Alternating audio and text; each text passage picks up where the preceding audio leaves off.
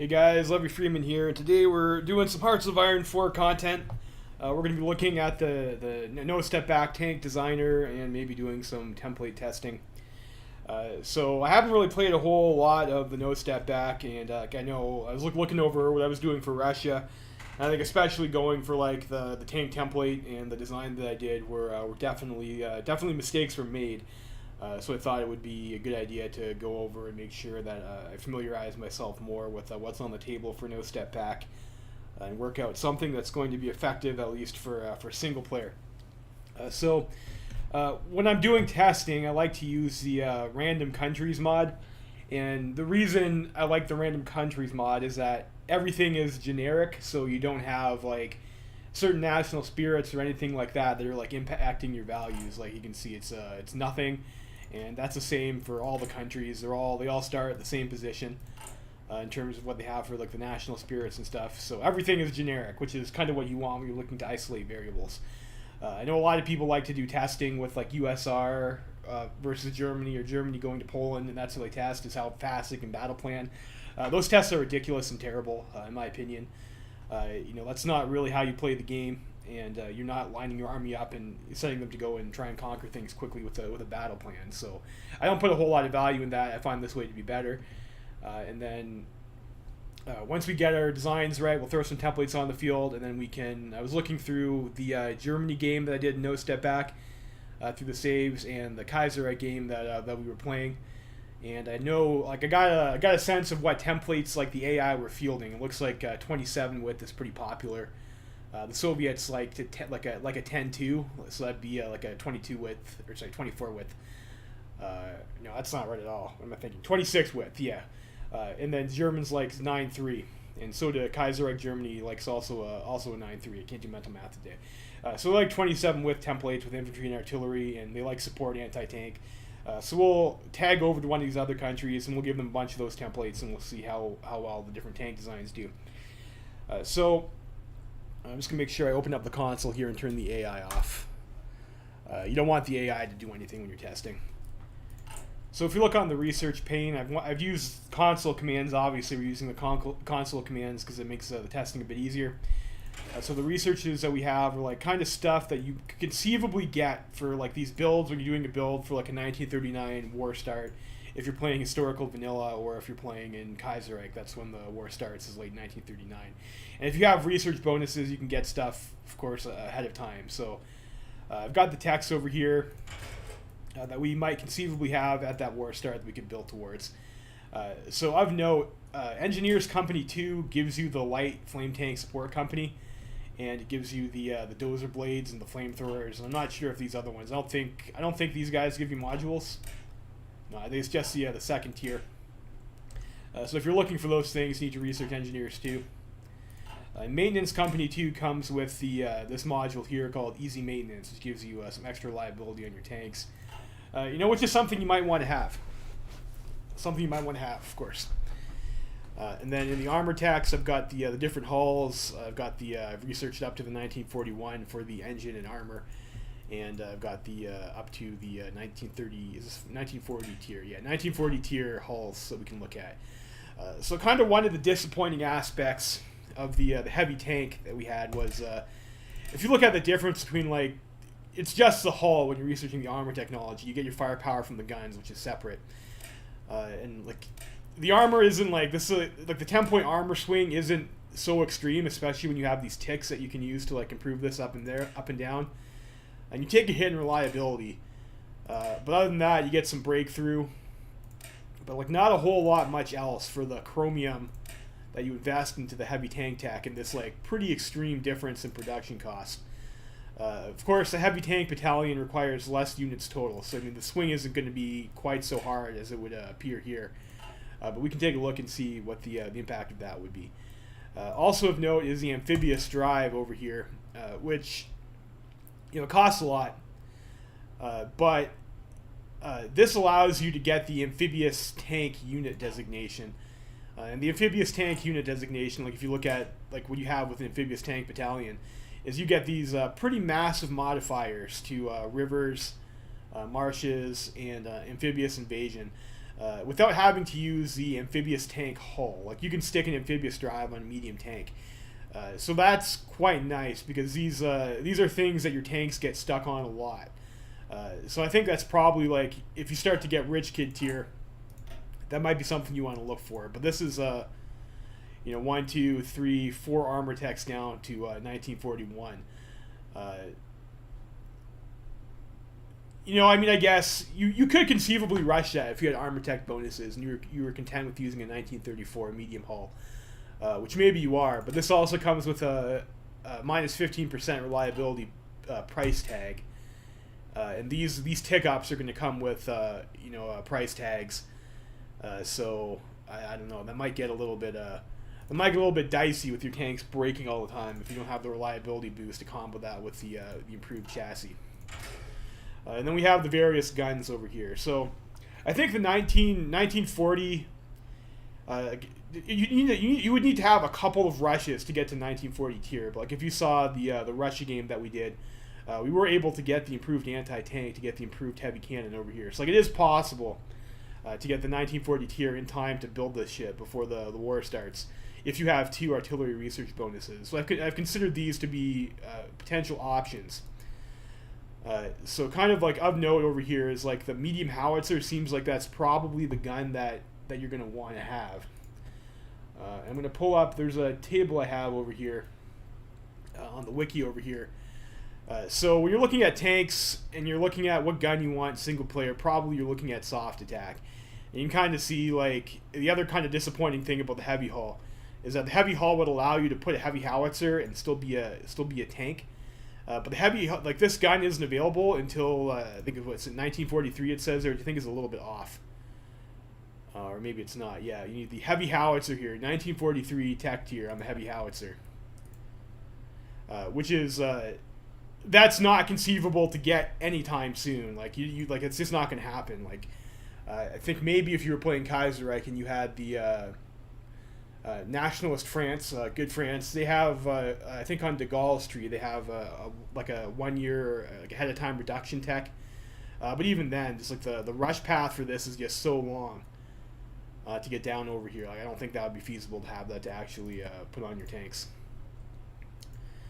And then aside from that, the next best thing that you're going to get is the medium howitzers and the 35. So like, if you can put this without like any really, if you can put this on a medium tank chassis and you can have the same soft attack stat that you're going to get on a heavy tank chassis, then that really hurts heavy tank. You're paying for all this, but you're not getting the attack. So that was like kind of like another thing to note. Like, I think heavy tank seems very unappealing on first glance. And then other stuff over here, like on this tab over here, these give you the different radio modules. Like, you get the improved radio. Not that one, but this one over here gives you another tier of radio over here. Yeah, the advanced radio. These techs also improve your coordination. So again, if you had some research bonuses, maybe you could get down to this tier over here to get the advanced radio in time. I think this is pretty questionable that you would do this, but you do get coordination on this tech tree too. You get like 4 from this, 4 from radio, and then you get another 1 per tech tier you have over here. So coordination helps your larger size divisions hit one target a bit harder, which we'll talk about a bit later. And then the other thing too is, I haven't researched it over here, but if you get down to this tech tier over here too, let's just go ahead and get it so you have access to the module in the first place.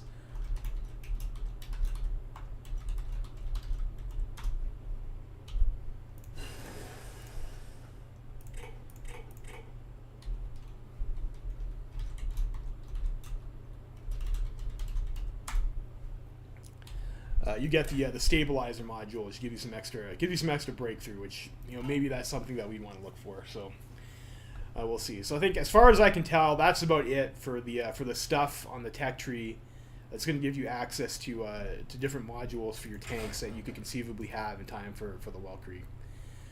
So when we're doing our say I got the epic pen over here now, when you're designing your tank templates for single player, there's a few things that you're kind of looking for. This is really large. That's huge. How do I change the size on the fucking fucking epic pen.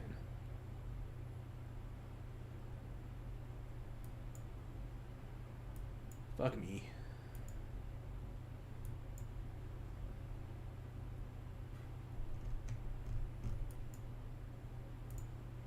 Well, maybe we're not using the epic pen today, but essentially what you're looking for is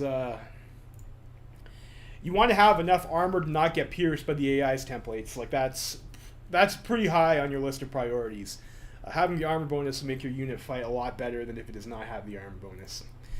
You also want to look for enough breakthrough to stop the amount of attacks that are coming your way, so that you're not getting critically hit. And then after that, you're looking at, you want enough reliability, maybe around like, 100 is like a good number to aim for. I think, yeah, in reality, I think you need like a little bit less than 100. I think it's 95, 97 or something like that, depending on, there's a formula depending on the number of equipment you have. But 100 is like a target you can shoot for, and that's going to stop you from getting wrecked by, it's hard from attrition. And that's important because tanks are expensive. And then you want to also optimize your, after that, production costs and resources. And then as much soft attack as you can get, because the AI doesn't really build tank units that you have to counter. And then speed, if you're looking for speed. So those are the factors that you're kind of looking to go for. Let's see if I can fix this problem I have with the epic pen. Probably actually just ask Google maybe.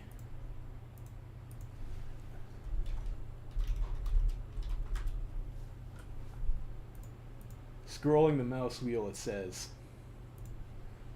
Does that actually work? Yeah, it does actually. Okay. All right, that's helpful. It's helpful to know. I must have scrolled. I mean, I hit the middle mouse wheel for me is how to pan on the Hearts of Iron 4 anyway. So I probably hit that when it wasn't supposed to.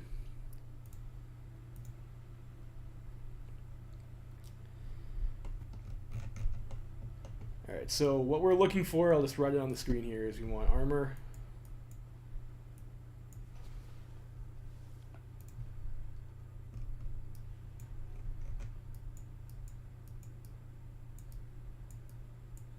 And the piercing values I was looking at for the Kaiserite templates for early war, it's around 40.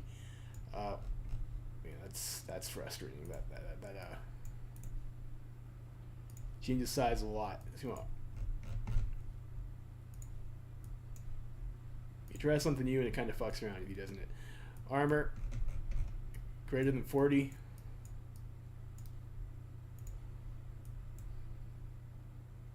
And then for breakthrough, so if you look at what an AI division would feasibly be, should probably make a template over here. So like the AI, and we have, I think, this is like 1936 tier, which should be, that's probably accurate representation. So like this is like the template of the AI fields. They have recon, they have engineers, they have anti-air, and they have anti-tank. So 45.8, but this also would be with ahead of time anti-tank. But they have around 35.9 hard attack and 170. And if the hardness of our unit, depending on what we put in there, if we're going for like a more 50-50 ratio, it's probably closer to half of each, just as a benchmark estimate. So the total number of attacks that we'd expect to like kind of receive from one of these units is what's that? 35 divided by 2. I should have brought a calculator. That's around 18, and we have over here 170 divided by 2. It's about 90. So 18 plus 90. So say 110 attacks per 27 combat width, and so on a full like 90 planes tile or something like that.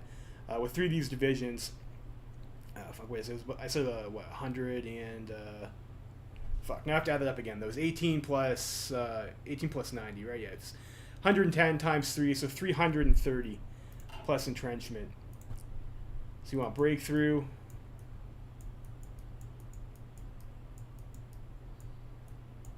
Greater than, let's say arbitrarily, let's say around 500.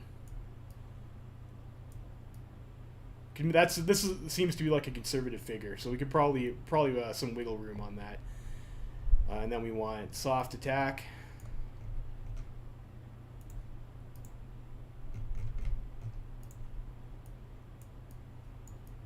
much as we want.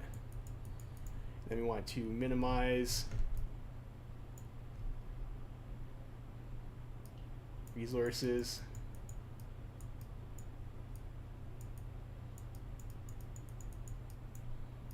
And cost. We want reliability.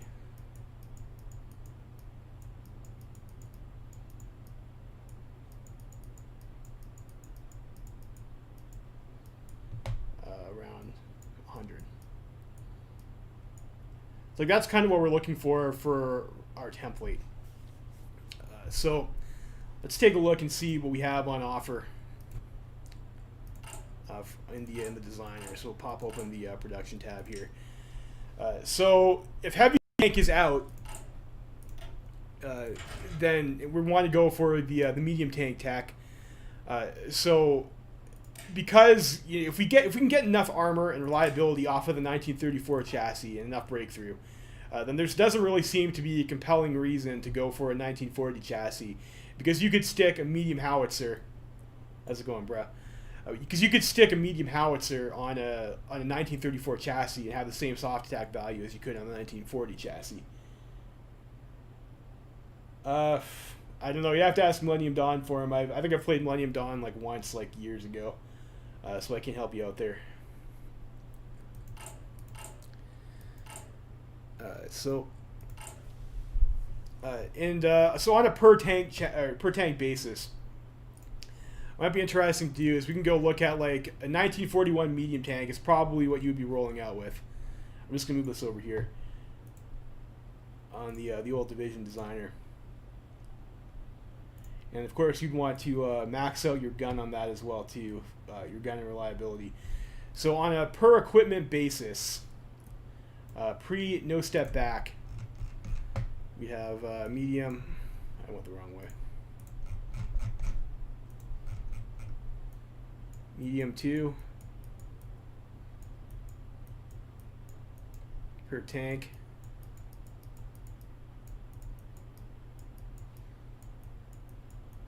And that had soft attack with the 5-gun upgrade, 28.75. Break of 51. Armor of 80. And I think like those are again the key parameters that we're looking at. Hardness was 90. So I know the medium tanks, like they used to be hardness 90. I think they're hardness 85 now, which means they will take a bit more damage. This is hardness on this tier is 85. This tier is also 85. So because AI units tend to have more soft attack, I mean you'd expect to take a minor amount of more damage as a result of that hardness change. So if we look at the epic pen writing is kind of like a bit. Well, this stuff over here is like maybe a bit in my face, but we'll deal with it. So we'll go with like a basic medium tank chassis. Why can I not pick that? I have to click this button. My bad. Basic medium tank chassis over here on the tank designer. So right off the hop, if we look at our turret types, like we're not gonna be putting a light gun on it. We want to go with the medium howitzer. So we're gonna go with not the one-man turret, because this gives us the soft attack and hard attack reduction. This is production cost 2. This is production cost 1.5. We have pretty steep difference in breakthrough. Let's try the 2-man turret and see where that lands us. So medium armaments, we go with the medium howitzer. And how is this looking for us so far? So we have reliability is 80, which we don't like that much. We're pretty slow, but we've got the 35 hard attack. Breakthrough 18.4 is also pretty low. So we're gonna have to we'll see what we can do. Armor on this is also 35, and we're looking for a target armor 40, so we're gonna have to get more than that. So the break point for the armor pips is if you go over 9, it costs you extra resources. So if I take this over 9, it's going to start costing us chrome. So we want to that's very bad. You don't want to have to trade for chromium. XP 500. Let's make sure we give ourselves enough army XP to do that. Why doesn't it like this? Because we're okay. That reduced our speed too much. Suspension. So we're looking for reliability. Breakthrough would be nice to have too. We can't really afford a 10% reliability cut on this old ass hull. So if we can go for the torsion bar, 10% reliability. That cancels out some of this. Armor 58.6 still might be a bit low. Defense and breakthrough. Armor 40%, but this gives us minus 20% production cost. I mean, that's pretty nice. Or we can go with the additional armor. So we had a medium 2 previously. Like, you'd be able to hit this breakpoint of armor. And if that had armor 80, getting closer to 80 it might be good. So like maybe it makes sense to go for the welded armor. You should probably look up the IC cost over here for a battalion. With 650 for medium tank.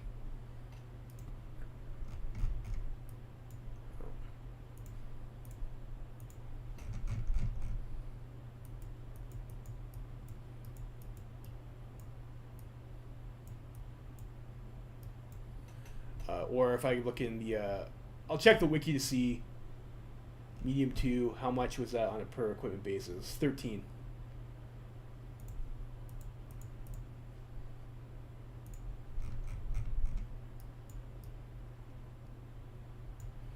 So we're still cheaper here with this design. We have higher soft attack, which is nice. Diesel engine gets more reliability. So we have gas or diesel. Gas is faster. So we go with diesel. So reliability is not looking too bad. We'll need more engine pips.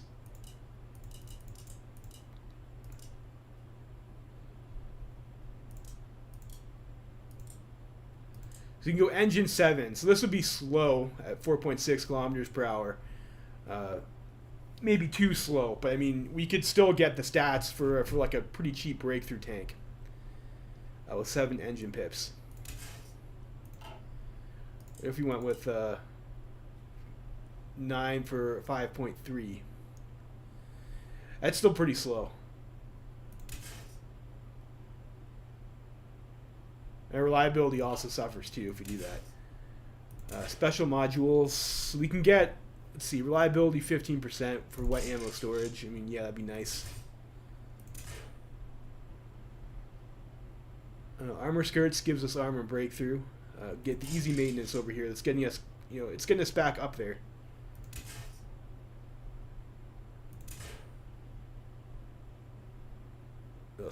Piercing, don't really need that. Stabilizer, I think that's one of those we have to pay. Like that's one of the ones we need a special tech for. So I'd like to avoid that if possible. I don't want anything that's going to reduce my reliability. Additional machine guns wouldn't be bad. I mean, sloped armor maybe. We're getting close to the 80 that we're kind of looking for. Go sloped armor.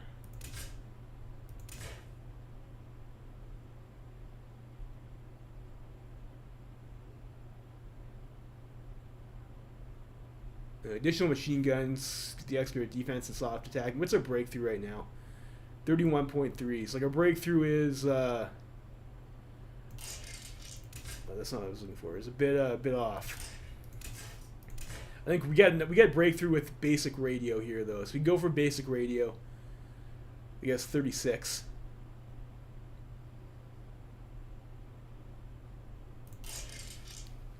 And this is a pretty safe bet that we would have that.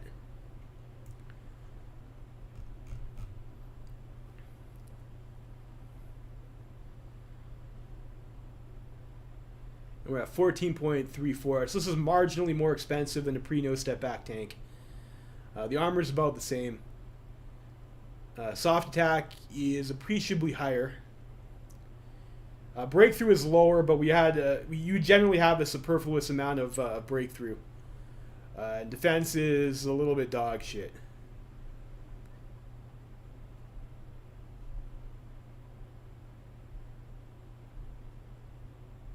A little bit dog shit.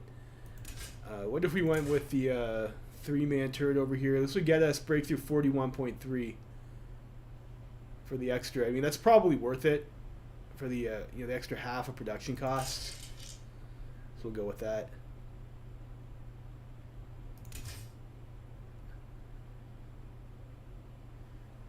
And our speed is pretty slow, 5 kilometers an hour. This is like heavy tank levels of speed here.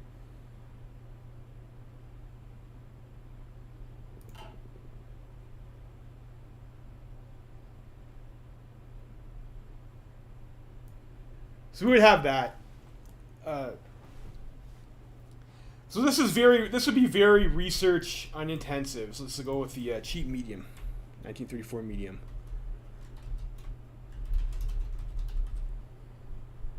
63 to get this though. So I mean, that is what it is. So let's put together a template. What would that look like? Sorry, another thing I want to check too, maybe before we go into template building, is what about the anti-air variants? Because I kind of got caught with my pants down when I was playing the Russia game. I didn't have any fucking anti-air. So I think we can go ahead and erase this, or I'll leave that there for now. It is a bit in the way, but I'll leave it there for now. What's this do? It's undo. Is there a way to move that?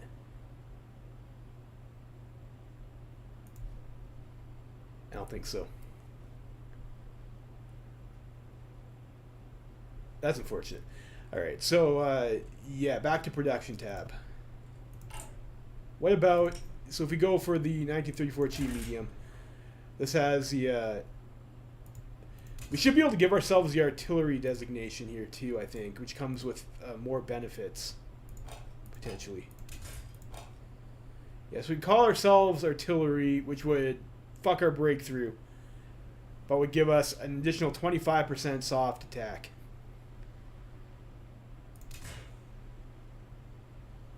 Yeah, that still might be enough.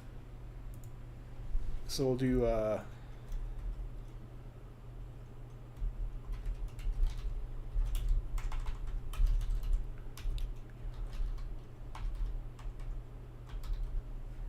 it doesn't cost us any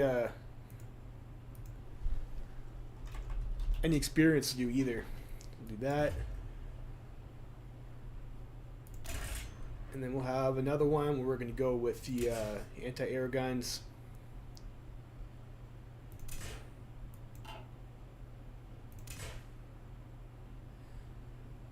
So for the anti-air gun, so if you went for a medium howitzer build, which is like I think kind of what you would want to do.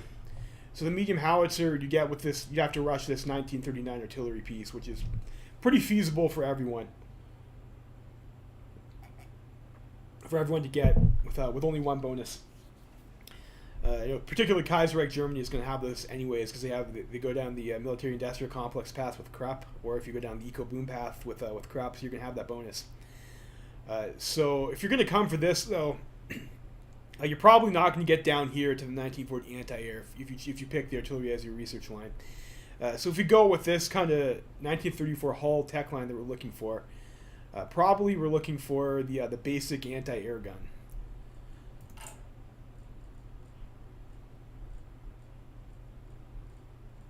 Production tab.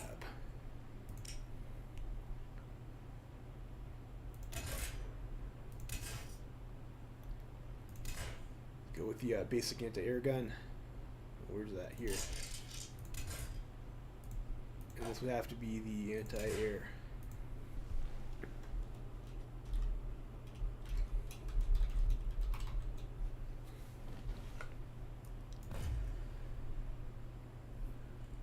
And the alternative to that would be to use motorized. So let's go up to our division designer and just let's see what we can get. So motorized probably mech is a little bit tough to get for Kaiser when you're playing for 1939. Anyways, I find. So if we go with the 42 width template, which seems to be what's popular, and we can talk about the reasons why that's popular later.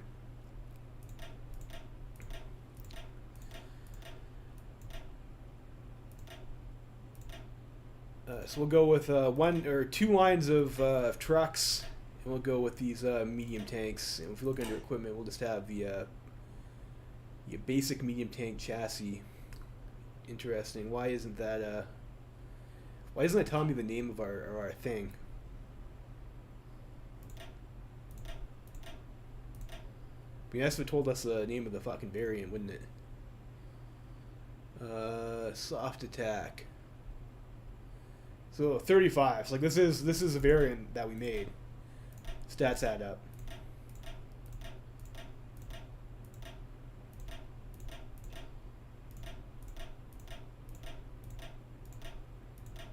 So that'd be the 40 width, and then we look at the. There was that. Someone in the chat here. We have your boy Osleo. Are you the guy who wanted the Nicaragua game? Osleo, or maybe that was someone else. Become communist. We're not. We're just doing template testing, and we're fucking around with the division designer today. We're not playing an actual game. Yeah. Yeah, was you? Okay, there you go. Yeah, so I do remember you then. So yeah, so this would be your 40 width, and then like the remaining 2 width, I guess we'd be looking for anti-air. Self-propelled anti-air used to be 1 width, if I remember correctly. Now it's 2. So what do we get if we go with the self-propelled anti-air? This gives us an air attack of 16, which is pretty shit. It's a little bit dog shit. What if we went with the motorized anti-air? And we'll make sure that we're using the, it would just be the towed anti-air that we have.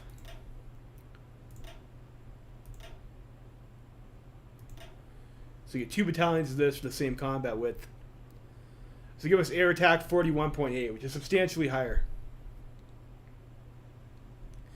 Yeah, so the self-propelled anti-air seems like completely worthless, if we're being honest. If we're being honest, it's a little bit bad.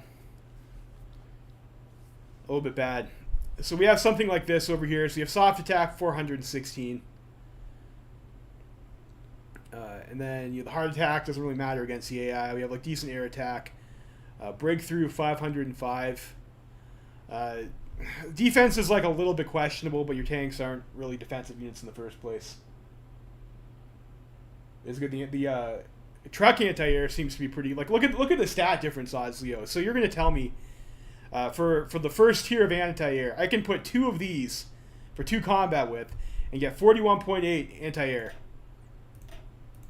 Or I can put 1 medium for the same 2 combat width and get 16 air attack. And you're going to tell me this is better. That doesn't make any sense, Osleo. It doesn't make any sense. The truck anti-air seems to be the way. And we're hitting our armor target even with the trucks.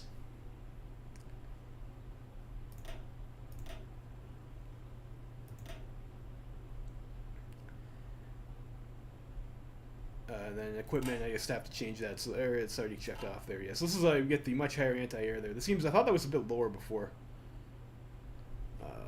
That's weird. What's that supposed to have? If I bring up the old division designer over here. So we're on a 1936 tier. Motorized anti-air.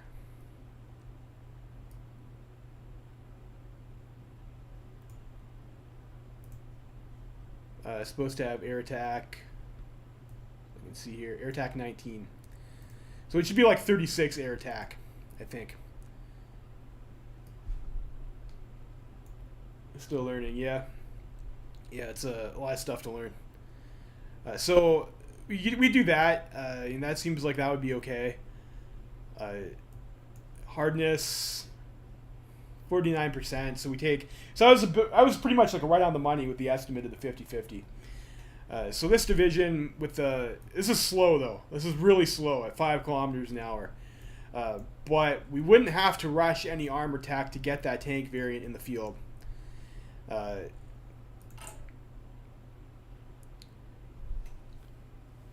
Wouldn't have to rush any armor. Why is this like? I think maybe. Yeah, I think this is just maybe glitched out a little bit when I took it off and then re-added it. Like it's showing the stats, I think, for the improved anti-air.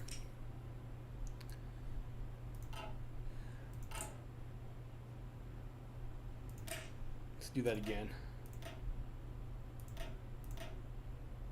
Dude, like I don't want any glitch templates. I'm looking at my stats.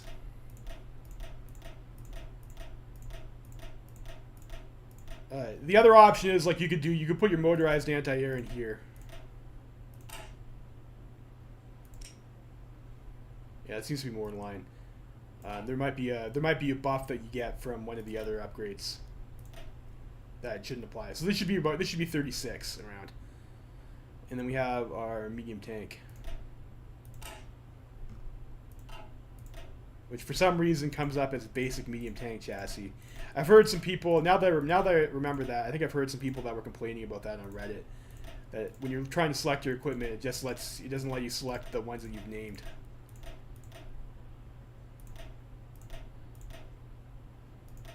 So you go something like that, which is like a bit more heavily weighted towards the tanks and the infantry.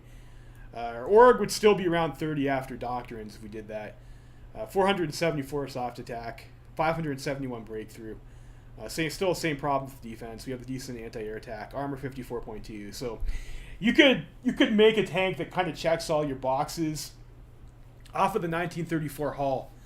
It would just be slow as fuck though, unless you wanted to pay it for chromium. This only costs us steel and rubber. So that's interesting.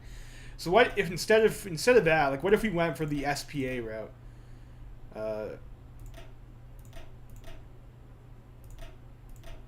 Save this.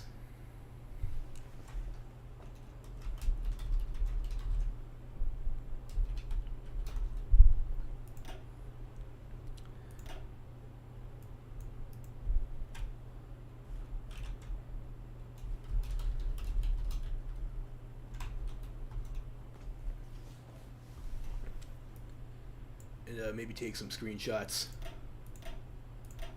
So if I do decide to change with the equipment editor, or I guess if I could just maybe do the thing with the equipment selection if we only make one variant of each hull. So instead of this, we go for the self-propelled artillery.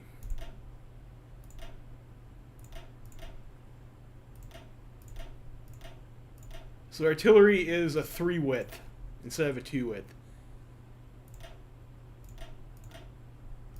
But it comes with a 25% soft attack bonus. So we get something like this. So our soft attack is actually lower by like a lot. Minus 70. Our hardness is lower. We'll save that. So this is and this estimated production cost 7588. And what was it on the medium tank? How is that more expensive? That doesn't make any sense. There's 400 self-propelled artillery, 600 medium tanks, and they should be the same cost to produce. So that it doesn't make any sense. I think this number is lying to me.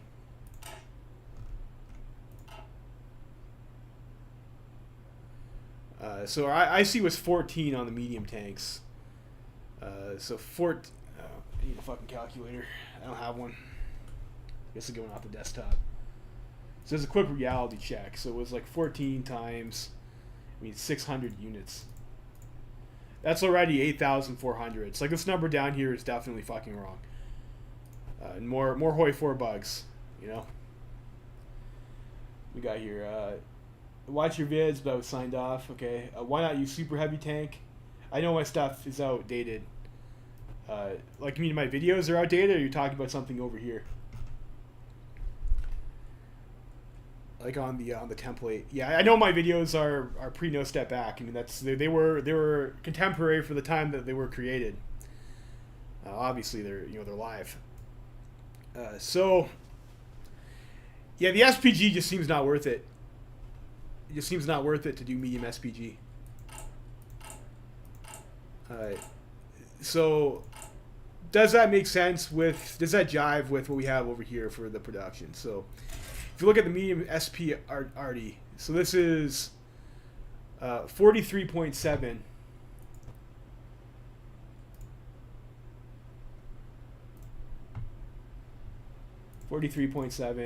and this will be divided by 3 width. This gives us 14.6 soft attack per combat width. 14.6. And this over here is 35 divided by 2.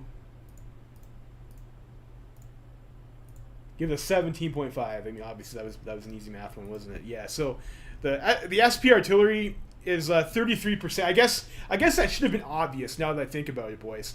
It should have been fucking obvious because we have, if you look at the role designation, they have the same fucking gun, and this is when you go to the artillery, it gives you 25% soft attack for 33% width, which it doesn't add up. So I mean, it makes sense that these are a bit dog shit, but they're cheaper. And they have less breakthrough. I mean, would the breakthrough be enough though? No, not really. It's kind of a low number. I mean, it's not as bad as SPGs had before, which is pretty negligible. But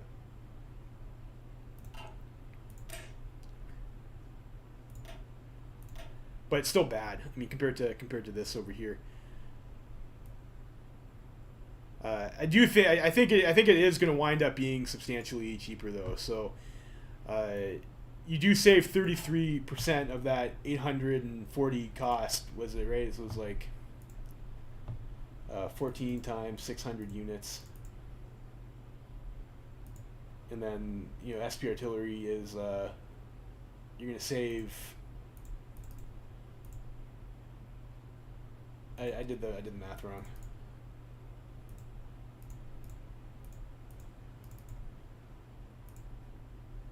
Times 0.66. So you save around was it 20 something hundred, 2900? Yeah, 2900 IC. Going with the SPA or SPGs instead of the medium tanks.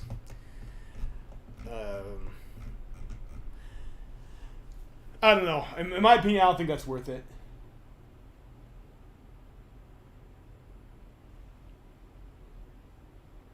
Yeah, does it? Shows stats for the newest tech. I mean, so like for this over here, like when I turned the equipment off, it did seem to reflect that. So if I go like the improved anti-air, if I check this off, we should see an increase in stats. So you do seem to have at least some control over it that way. So we could get a reasonable statted unit off the 1934 hull. I think the SPGs are garbage. There's no point to make them because you're just going to throw howitzer in your regular tank. Yeah. I think the SPGs are garbage. SPAA is garbage. Yeah. So yeah, we could combat. I mean, do we really need to combat test that though? I mean, they have less soft attack. The breakthrough is kind of below the number that I was like looking for when I was like as a benchmark to judge the templates whether or not they're going to take critical hits. I think just on paper it's enough for me to say that yeah it's not worth it. It's for the cost you save, it doesn't appear to be worth it, in my opinion. So like I don't know. I mean that's a really disappointing finding. I mean. I thought, like, you know, the tank designer is supposed to make the meta more interesting, but really it just seems like you're going through a lot of extra steps to wind up with a template that's more stale than the one you had before. It is what it is. So let's take a look at the improved hull. I would personally like to go maybe like a little bit faster. A little bit faster than 5 kilometers an hour. Okay, what if we went with the Christie suspension? 5.6, yeah, it's not really worth it. It seems like, because this is a percentage multiplier, it seems like you'd pretty much want this specifically for a tank that's already fast, to go even faster. And then also having to jack up the armor so much kind of hurts us a little bit too. What was the armor? Like, maybe we can get away with, like, less armor pips. So if we go with this template over here, which is And then we go with less armor pips. Like if we keep it above 40, so like we could get away with maybe like a little bit less. So how fast could we go if we had toned that down a little bit?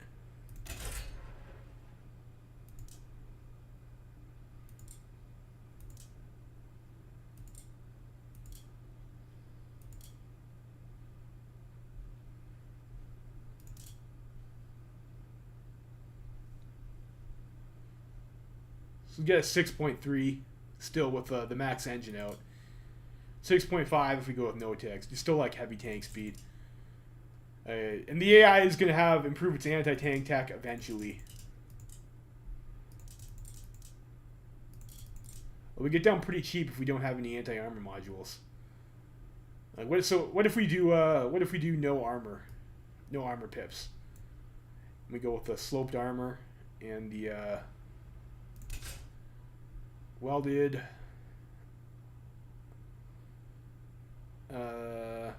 This gives us less armor than we had before. It would cost more. It's like that seems a bit pointless.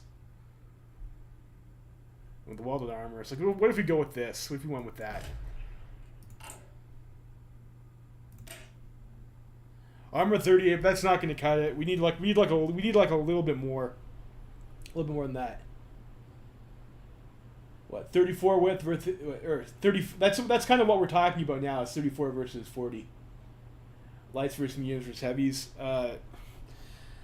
Well, so light tank seems like you can put a medium howitzer onto a light tank chassis, but like as we kind of just discovered with like the SPG, you're still going to get your most soft attack per combat with the medium howitzer on a tank chassis because the math is just going to work out that way. It's the same soft attack but split over less combat width, so you can get more tanks. So that's interesting for the light SPG. I mean, if we're looking at doing that and we're not going to worry about being pierced, that's certainly something that seems like that might be interesting on paper. Because you still get the maximum amount of soft attack from the gun on a light chassis, potentially like a Great War tank. Even you might be able to do that with. I don't fucking know. But I think medium tank is kind of the winner. Like I talked about the heavy tanks like a bit earlier. Like for what the heavy, so we just ticked all the boxes that I was kind of looking for off a 1934 medium chassis, except for the speed of the shit. And if you can do that, you know, why bother paying for a heavy tank chassis? It seems like a little bit. The heavy tanks are like so expensive, and they don't have better stats really. Yeah, the howitzer is definitely better than the. So if you're playing multiplayer, your considerations are going to be different because you could conceivably have to fight tank divisions made by another player. In which case, you probably don't want to use the howitzers because howitzers have negligible soft attack. But if you're playing against the AI basically only really spams infantry, and you can out-micro the AI to encircle any tanks that they do have. So let's just clear this stuff off the screen over here. I'll just have to remember what that was if I need it again. So if we look at the tank module list from the wiki in terms of like soft attack, which is a stat we want to optimize for in single player. So this is the heavy howitzer would be nice. So like if you could get the heavy howitzer at 1940, then this would make heavy tanks at 55 versus like a 35. This would make the heavy tank appealing because you could have that's like a significant jump in your soft attack. But this is 1940 fucking 3, isn't it? You're never going to get there for a 1939 war. And if the game rolls up in 1942 anyways, like this is too far out of reach to ever be in production in significant enough numbers to matter. So after that, you have the medium howitzer improved. I mean, 1941, probably you're not going to get that in time for a 1939 war start either, unless you had some insane research bonuses. But then after that, again, you have the rocket launcher in 1943. You're not going to get that, but still at 35, you have the medium howitzer. And that's it. So I mean, this is 1939, and it has the third highest soft attack that you can get. Period. And the best soft attack that you're going to be, over here, and the best soft attack that you're going to get, before 1941. So that's why this gun is going to be the winner in single player pretty much every time. Moy mod, yeah. Yeah, see, it's Moy mod, yeah. So if you look at the high velocity cannons, so If you look at the high velocity cannons, where the fuck are those? That's the anti-tank one, yeah. So you have soft attack of 10, 20, and 25. You're probably not going to get this. Like if you're using the high velocity cannon, it's probably going to be basic. And the soft attack on this is only 10. So like this is, you're never going to be able to push AI infantry stacks if you've got 10 soft attack per battalion. Like that's pretty terrible. Like I think even if we look at like say a division of infantry, with 19, like I think I'm still on 1936 tech. The stuff that I researched over here, yeah, 1936 tech. That's not the button I was looking for. Yeah, so we go with like just a basic bitch battalion of infantry. That's 6 soft attacks. So you know, 1939 tech tier, I think it's 9. Yeah, so your high velocity cannon's about as effective at breaking infantry as like another infantry unit in terms of attack. It's just not going to work out. I don't think.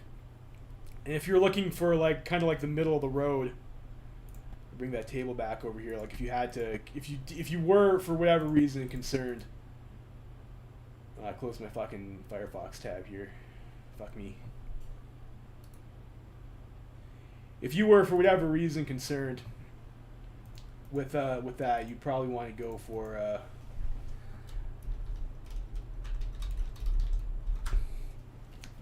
like the mid-range cannon. Let's see if I can find that table again.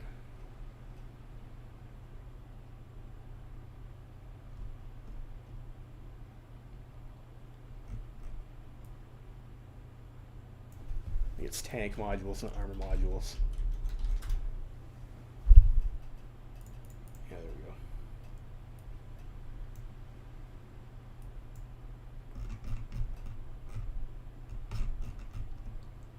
So the basic cannon, that give you like kind of like an okay spread. So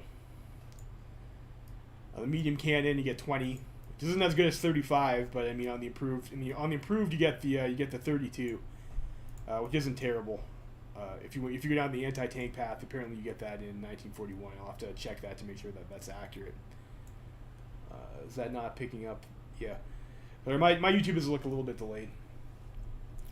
So if you were worried about having the hard attack, you'd want to do that. But your soft attack is going to lag behind until you get to the what tier is that?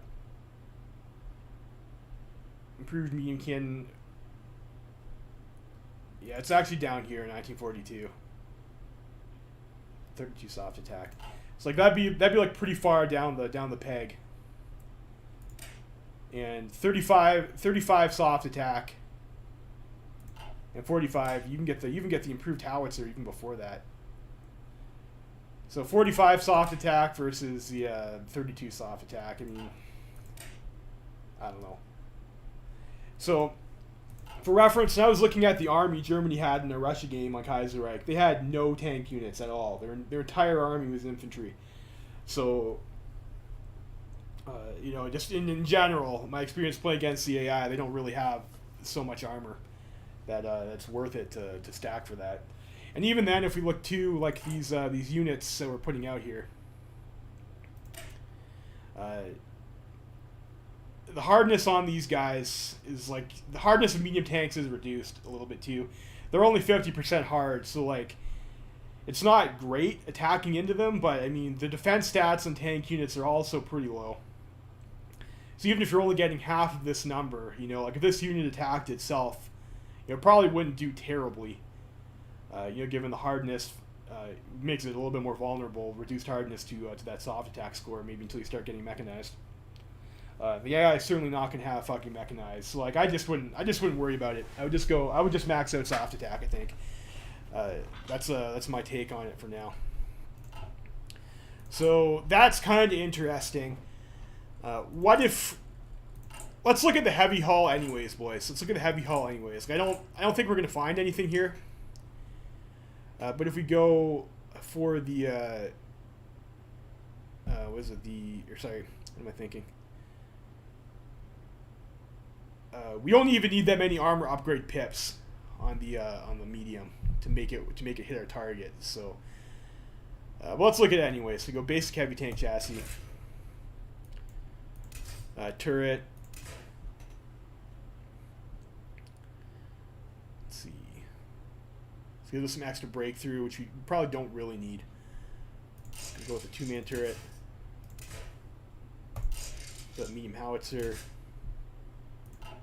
Reliability is already kind of looking a little bit not great. Armor on this is 35, and it is going to have to get higher.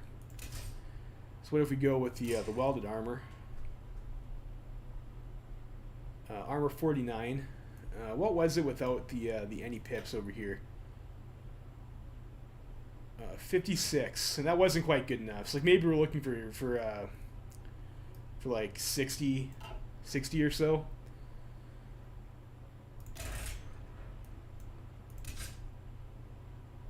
That was fine.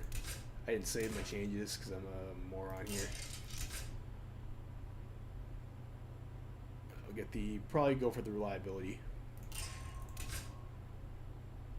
We do have the option for like this interleaved road wheels thing, but I don't think it's not really worth it. The welded armor, the diesel engine. So it's like the reliability is pretty high.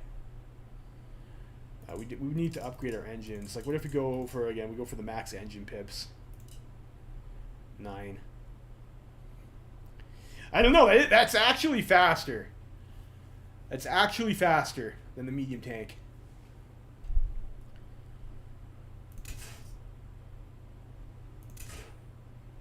Maybe I was wrong.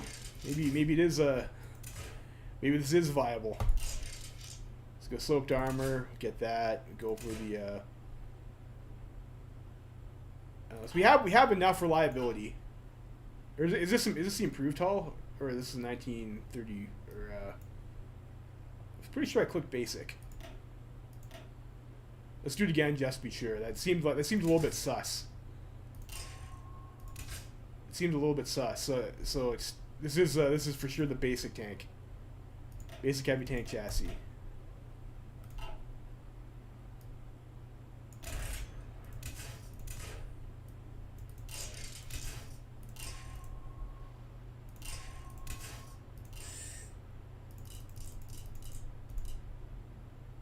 Oh, yeah, we do that. Armor 49. And I think we're looking for around 60. I think that was right. For the sloped armor and the wet ammo storage maybe. Yeah, basic radio is probably what we would have. Armor 56. So I think we need to get a little bit higher than that.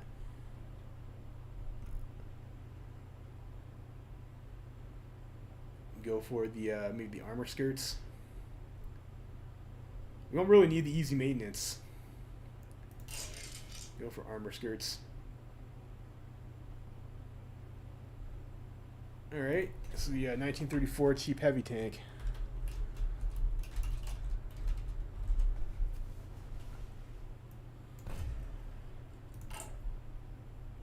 So,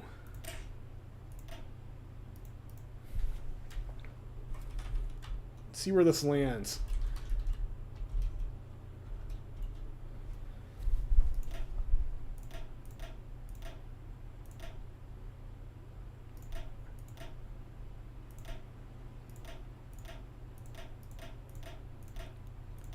Swap this all over to heavy tank.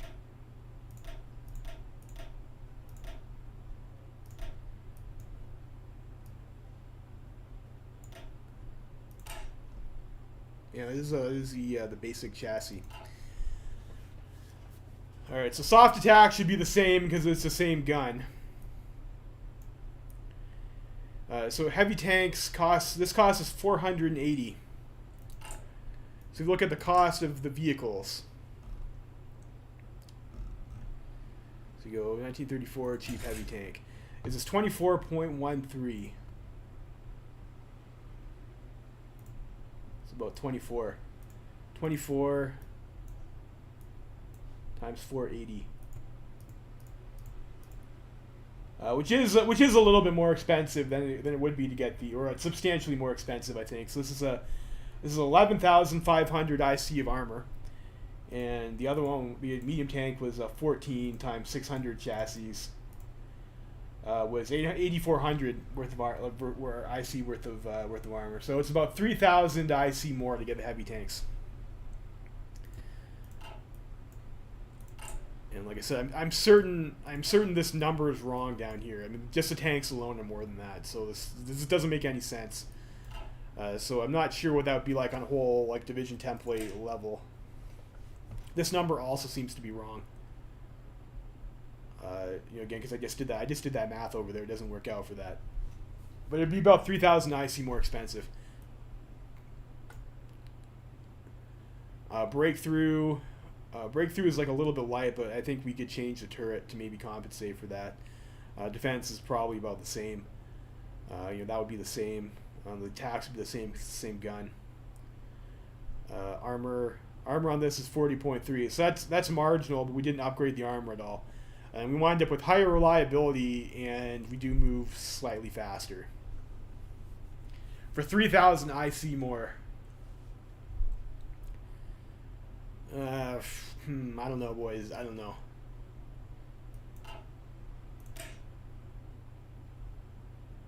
This is 6.5 because I took some of that off, so I don't know.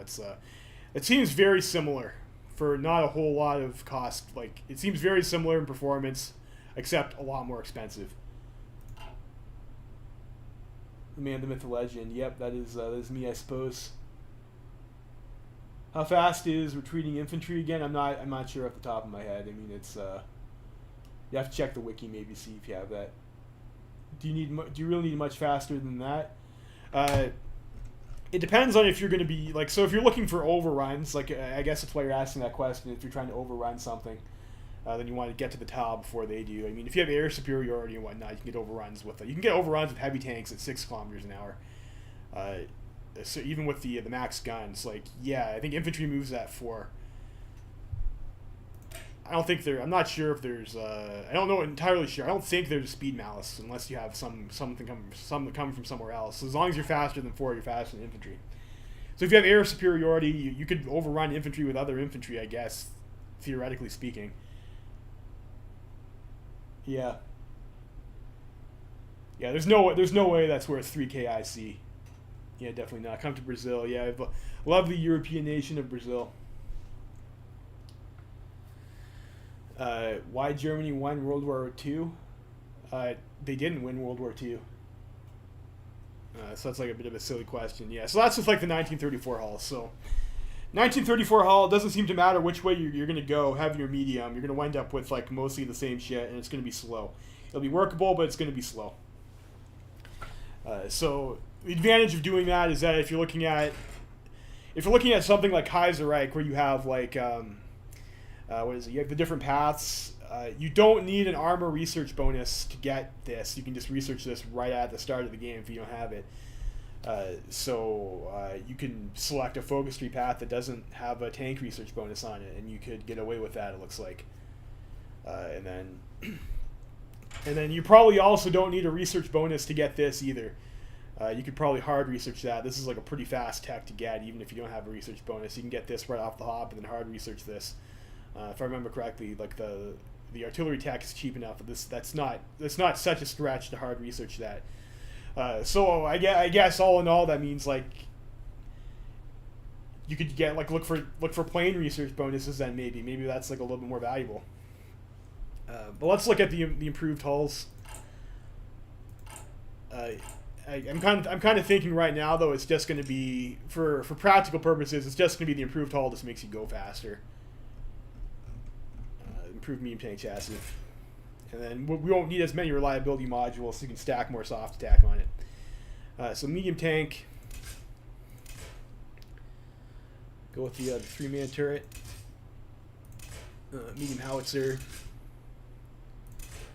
The basic radio seems worth it. I really doubt that you would get the improved radio or the advanced radio. Like in the build orders that I did historically, you wouldn't be getting that. But you would be able to get basic for sure. Although these bonuses are substantial, particularly for defense. And if you're going for coordination and if you don't have to spend research bonuses to get tank tech, then I don't know, maybe you would. It's an option we could think about, anyways. So let's see what we can get. So we go with that. I think you would definitely want that stuff. And then we're trying to hit our armor target, which I think was around 60 or so armor would get the job done to 40, which should be able to not be pierced by AI support anti-tank tech. You might want like a little bit of leeway there, though, just when you take strength damage and whatnot. How to be strong in Hearts of Iron 4. I don't know, just if you want to play like I do, just watch my videos and do what I do. I mean, it's the entire playthrough is posted. So then we have options. So our reliability is 110% right now, so we can afford to spend some. And we need to get our armor up, and we need to get our speed up.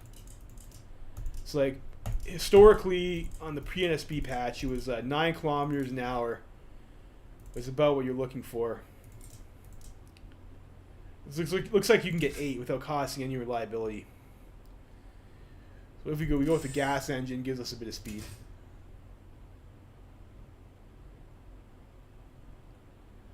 That seems like kind of a meme for the petrol electric engine. I mean, that seems like that'd be definitely not worth the cost.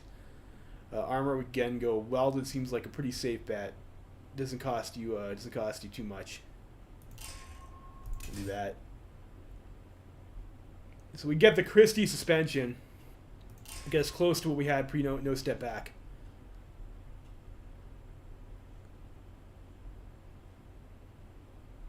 Does any of this stuff lower our speed? Yeah, the turret does. I think I'd probably rather have breakthrough than the extra, like, okay, what if we change that to the 2-man turret? It would get us 9.4.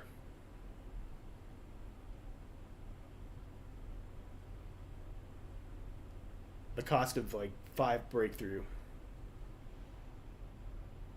4 breakthrough. And it would be cheaper. Let's see where that plays out. Let's see how that plays out with the 2-man turret. So we have that. So reliability could be a little bit higher. So we could get 1 module for that. Probably the wet ammo storage. This costs nothing for 10% reliability, which seems like that would probably be good enough, as opposed to the wet ammo storage, which costs us 1 production cost. But this would require us to research maintenance company 1939 tech. I think we just go with this because this is probably what I would get. So if I wasn't going to be researching maintenance, I would just go with this.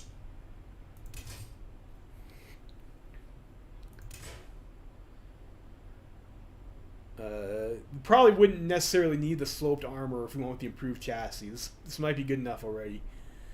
So this would depend on whether or not 21 breakthrough would be good enough. Let's go with the soft attack and see where we land. So we can go with, I think, the secondary turret. Where was that? Secondary turrets. This gives us minus 5% armor. And I think the medium can mount 2 of these. We get 5 soft attacks. We go secondary turret.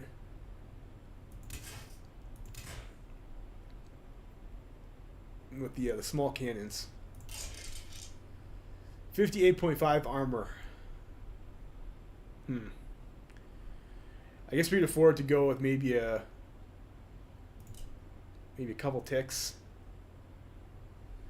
61.8 would probably do it. So we go with something like this. We're pretty fast. The soft attack score of 45 because we got the 2 fucking turrets stuck on there is going to be pretty nice. The armor will probably be okay. Reliability is like a little bit low though. Yeah, minus 10% reliability per on these. Huh. So what if we go with a secondary turret, heavy machine gun turret instead? This gives us 3 instead of 5, but we take a lot less penalties. It seems like the heavy machine gun might be the winner chicken dinner. So we get 92% reliability, which could be higher, but that's not the worst. 41 soft attack. We're still at the reasonable speed, and it looks like we're hitting our targets. So I think we're probably going to get that 1 armor pip. Let's go with this one.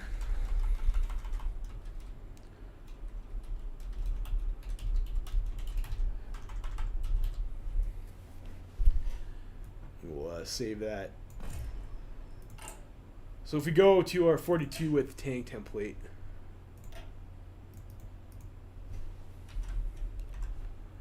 so this is upgraded automatically here. So I've got so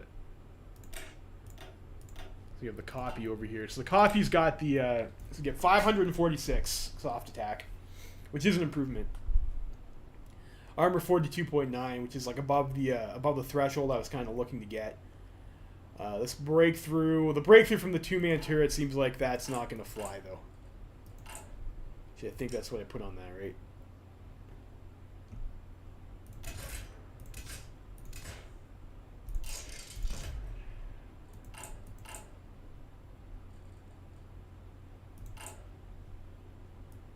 So for this, we do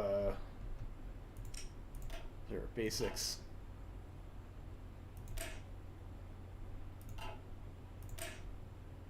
Yeah, 474 soft attack.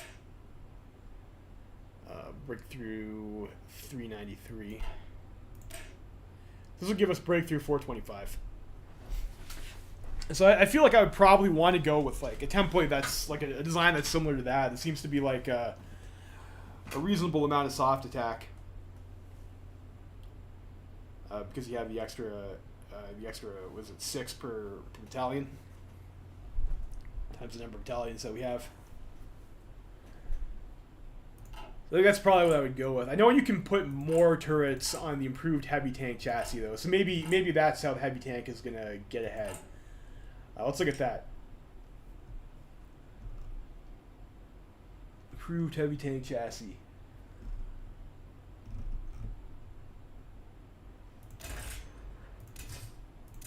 Again, we go with the howitzer. Through mid turret. So armor, we might be able to get away with like just welded armor. Yeah, armor 77. Put our 9 points into engine, which gets us, decently fast at the moment. I think I had the Christie suspension before on the other medium tank. Maybe we want to go with the torsion bar instead. I don't know. I mean, speed is good. I'm not adverse to speed. So go with the wet ammunition storage. Get ourselves the reliability. Radio seems like this is like a a good value buy for the extra breakthrough. Or so what if we pulled that off? Go with the basic radio, and we get 3 turrets. Because we can afford to take a bit of an armor hit.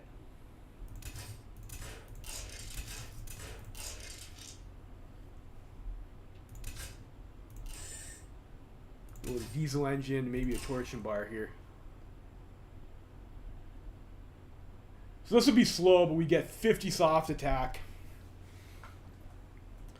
And I think we're on like what, 40 something on that. So I mean that is with the 3 cannons on there.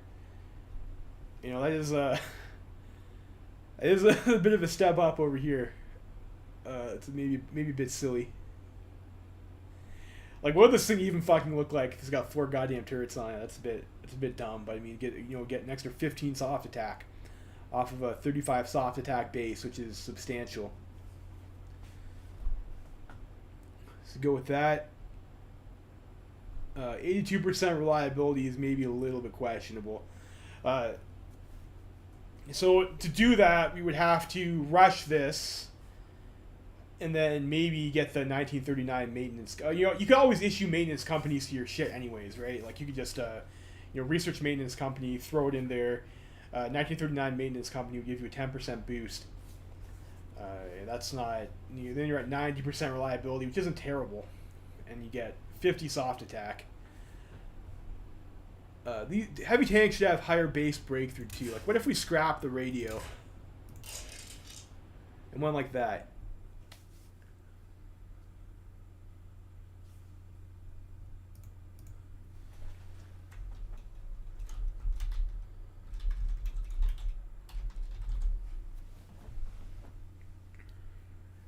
So this would be slow. 4.6 kilometers per hour. That would be slow. But we would get a lot of soft attack. 714 on this divvy. With the mediums. And what was the armor on this? Armor 45. So like it's still above threshold. So we get 714 versus 546.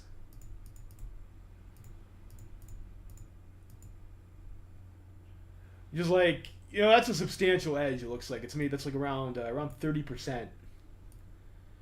30%. What would the IC cost differential be between those two tanks? So we have, this is 600 pieces for the medium tanks and 480 pieces.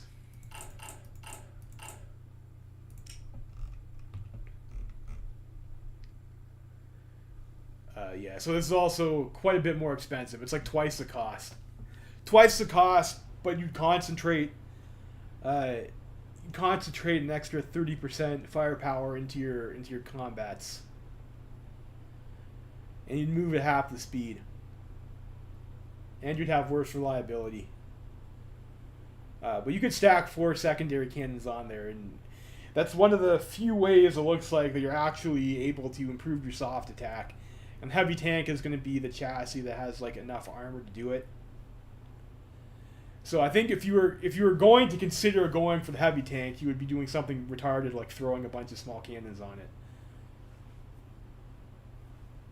Or like what if we went for instead of these? I need to give myself more XP.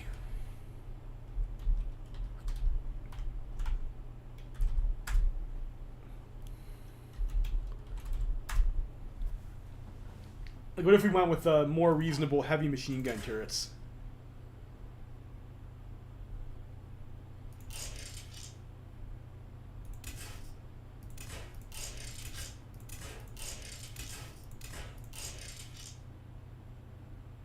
So reliability gets back up to a reasonable level.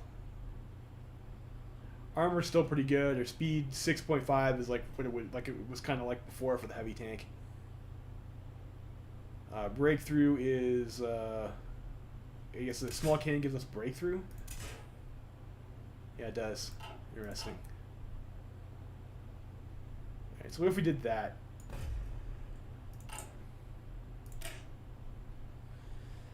So we would lose some soft attack, obviously. What we're going to do is use OBS. Yeah, it's a lot of tanks. So 618 soft attack. Still better than the mediums. At 546. 52.5. So like we have more than more armor, obviously, but again, the break point at the start of the war is probably going to be around 40. So it's a bit superfluous. And breakthrough 434.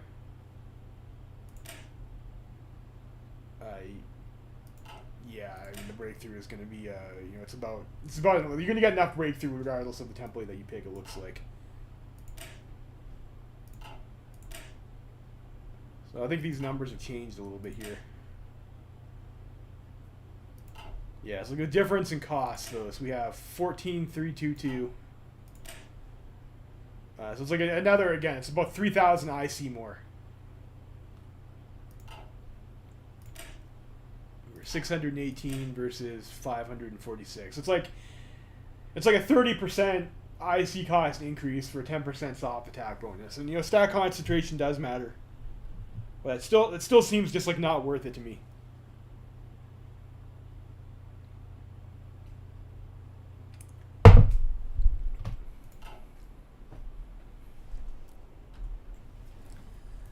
Still seems not worth it to me. So like, let's go back and like double check those variants here. So on the improved medium tank, the improved medium tank seems like You know, that seems like that feels pretty good if we were going to rush something. And if you do have an armor bonus, like being able to go... Well, this was 6.5 kilometers per hour. Is that right? That's what we wound up with. I must have swapped something up in the... It's because I reduced the armor threshold. It's like really be closer to probably like 5.8 or 6 on the Chi medium. So we've got like the 2 heavy machine gun turrets. We've got some speed. And then we've got 1 reliability module with a medium howitzer. It seems to be... it seems pretty good. I don't think you're allowed to throw extra turrets on here. You only have 2 extra turrets on a medium tank.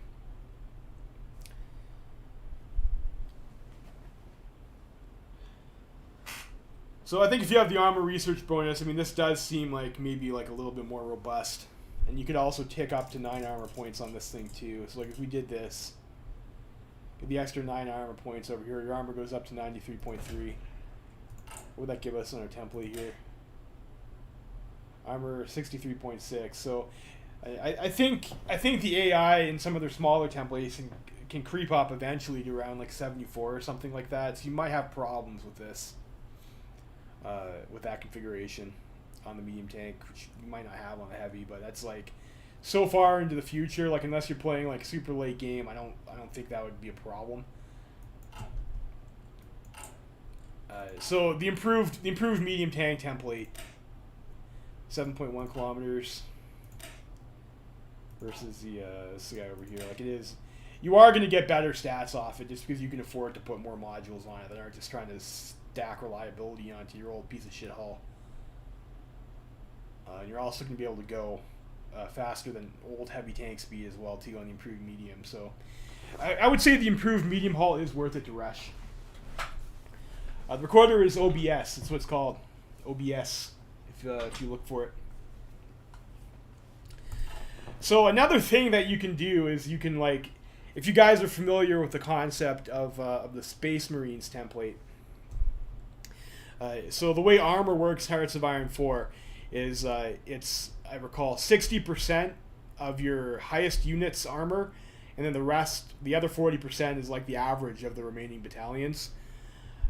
So if you have something like a light tank, you could you could maybe go and then throw something like 1 battalion of heavy tanks in there with like a max, like throw as much armor on as you can to try and spike the armor of your division up. So we might try and do that and see if that yields anything for a way to use the light tanks. Otherwise, like if you're fielding light tanks, I would probably just whatever module or whatever variant that that your nation starts with, like a stock standard production line of, I'd probably just use that and just not spend the XP on that, because you want to be building your light tanks. One of the advantages that you have for light tanks is that you can build them from the game start. So you probably want to be building whatever variant of tank that you start with, like if you're going to use them. That's kind of like my thoughts. And you could like throw a flamethrower on there too once you get engineers too. The flamethrower support company is really good. Well, let's look at the light tank anyway. So it's like you start with the I think the Interwar over here. Interwar light tank chassis. So we get something like this. We still want to have the soft attacks. We look at something like light fixed superstructure, which is what we'd have to do to get that. The medium howitzer. Reliability is still 80 on this for 35, but we're too slow. So we got 9 ticks in our engine.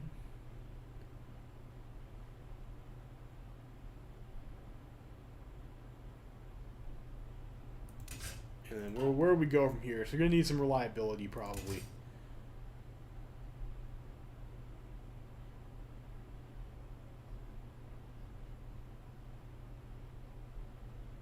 And then you get diminishing returns in this. So armor is probably going to be terrible. So we have the option of a non-track suspension, which is cheap, but hurts the reliability. So like that's not that attractive to me. With like a torsion bar there, and we probably want the diesel engine. I think we'll probably be limited in speed more of the limited in speed more by the brick that we put in our Space Marine unit. So we'll go something like that.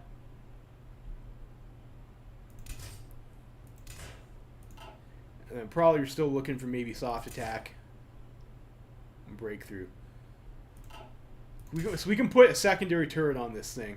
On a light tank, really.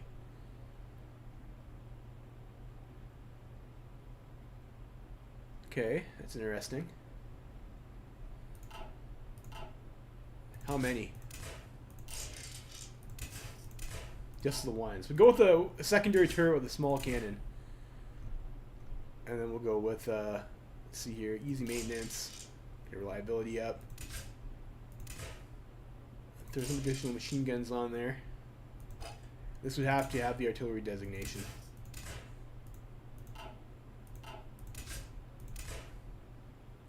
We can get even more additional artillery over here. So go something like that. So we have 55 soft attack, but this is going to be on a 3 width because it's got the SPG because we're using the fixed saber structure. So we get something like that. So this is not terrible. Liability's okay, and the speed again is probably going to be limited more by the brick that we throw in there. So we'll go with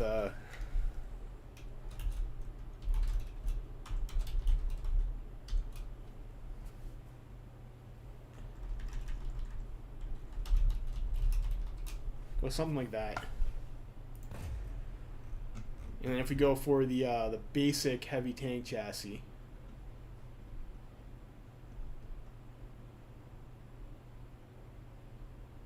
where is that? Basic heavy tank chassis. So we'll scrap all this.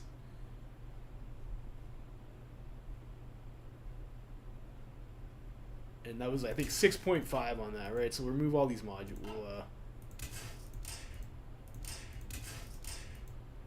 We will want the sloped armor.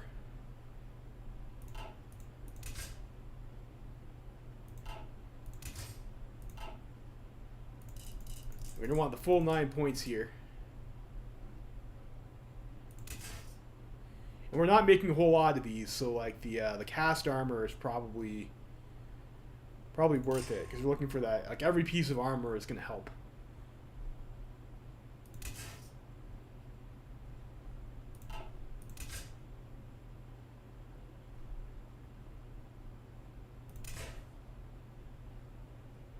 That seems like that would be pointless. We get reliable. Yeah. All right, so we go with that, and then special modules. We want armor skirts.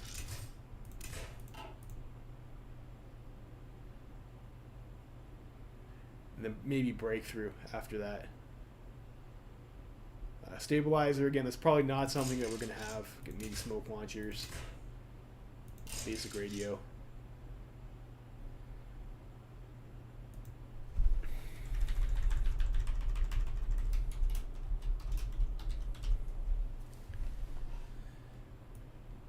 There's 87.8 armor on that, which I think maybe isn't enough.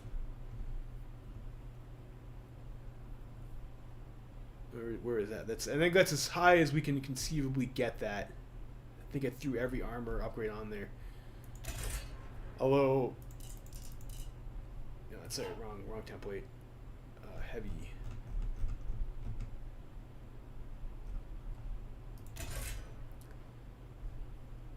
Yeah, it's like maybe if we were trying for that, and it's only going to be 1 battalion per. Maybe we would go for like the improved.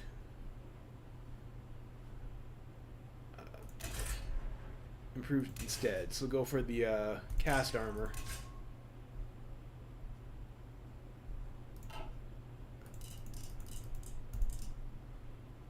That's 5. I mean, we can afford to go for. We're looking to have a few units anyways, so like the reliability isn't as much of a concern. But that's got what, the torsion bar? Yeah, we got that, and then we don't want these at all. We want armor.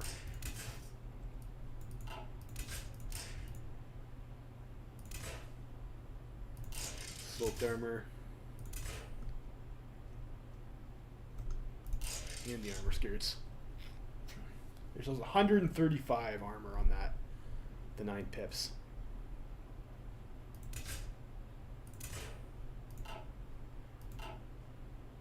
We're not really concerned about reliability, so like I don't know, we probably just I don't even know if we probably want the radio, like maybe like a smoke launcher or something like that.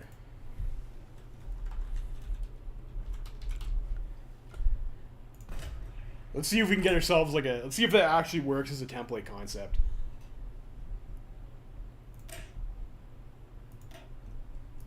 So we would have.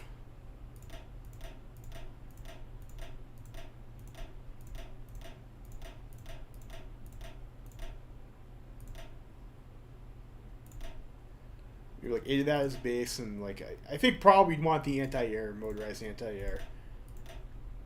Unless you're going to fight the war, like fight the air war, which you might not want to, and go with the light SP artillery.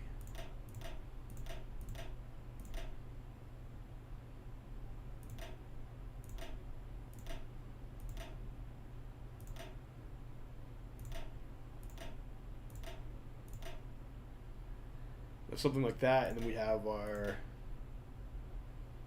improved heavy tank.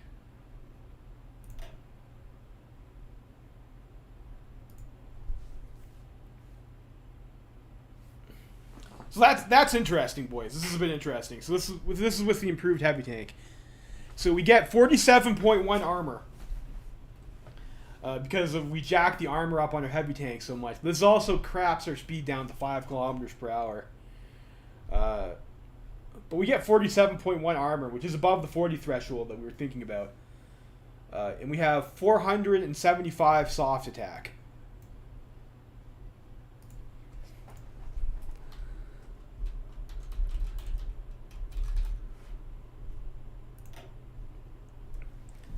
Uh, 475 soft attack. So like if you look at the copy of this over here, I mean that's not quite as good as the medium tanks.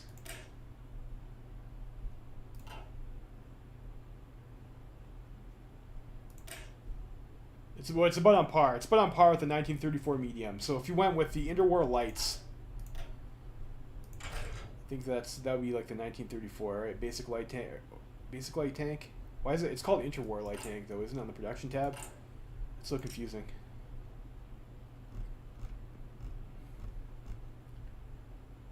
Yeah, the interwar. I think that's like the basic bitch one.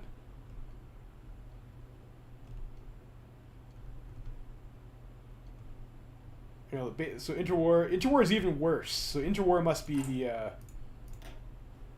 interwar, this thing over here, tank development thing. Okay, so like we get this, and rush this. You could build like that kind of meme template. Your breakthrough is fucking terrible though. Like this is a pretty garbage breakthrough value. Like you're definitely gonna be taking some critical hits. I'd expect this unit would take a bunch of damage, but your soft attack is there, and this is legit half the cost of the if you went with the basic medium tanks. Maybe not quite. I think that's calculating the cost based off the improved versions. Like it's probably not quite a 2-for-1 ratio, but it'd be close. It would be close.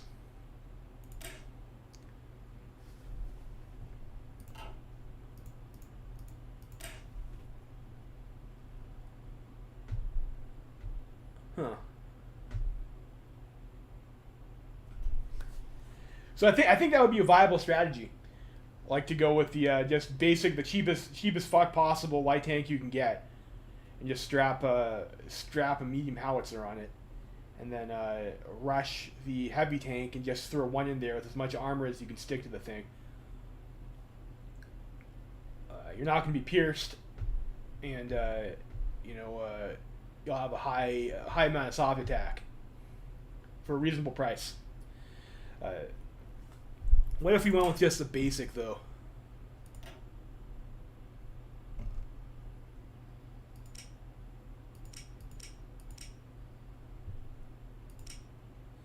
Basic wouldn't cut it. So if you wanted to do the Space Marine strat for your light tank Space Marines to not be pierced when the AI starts showing up with support anti-tank tech, you would need to have the improved heavy tank chassis to do it. which means you also have to have the Army experience to design 2 separate variants of tanks, because you need to spend on the light SPG and you need to spend on your brick. That is an interesting, it's an interesting idea, and like that's basically what you do in NSEG with your King Tigers to stop your ship from getting pierced from the AIHAs. You throw a heavy brick into your medium tank division. That's what we did. So that's interesting. So I think this would be like a good starting point for our ratio too. This is pretty similar to like it's like a 12-8 plus 2 anti-air. 12-8 was kind of like a good ratio we had pre no step back, so I think that's probably where I'd want to start. So I guess we can talk a little bit about the combat width here. So like why are we picking 42 combat width? It's probably a question some people might have.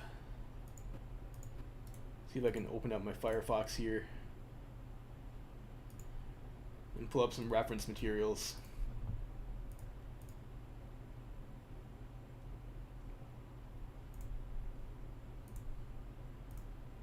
Just give me a second, guys.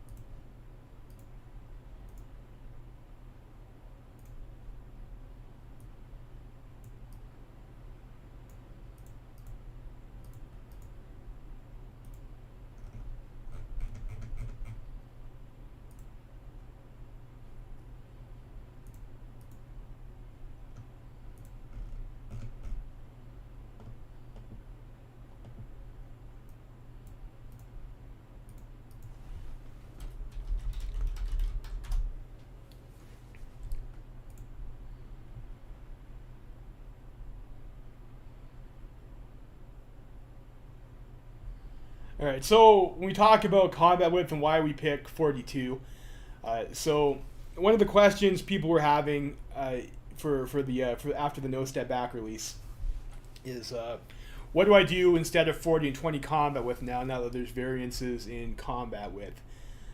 So the one post that I think people reference a lot, I'll pull out the Firefox over here. We got this post here by Fabricensis on the Reddit, and I know Feedback Gaming did a video about this, and he has a PDF paper. He talks about some of his assumptions, but he does weighted average of like how many flanks you can attack from.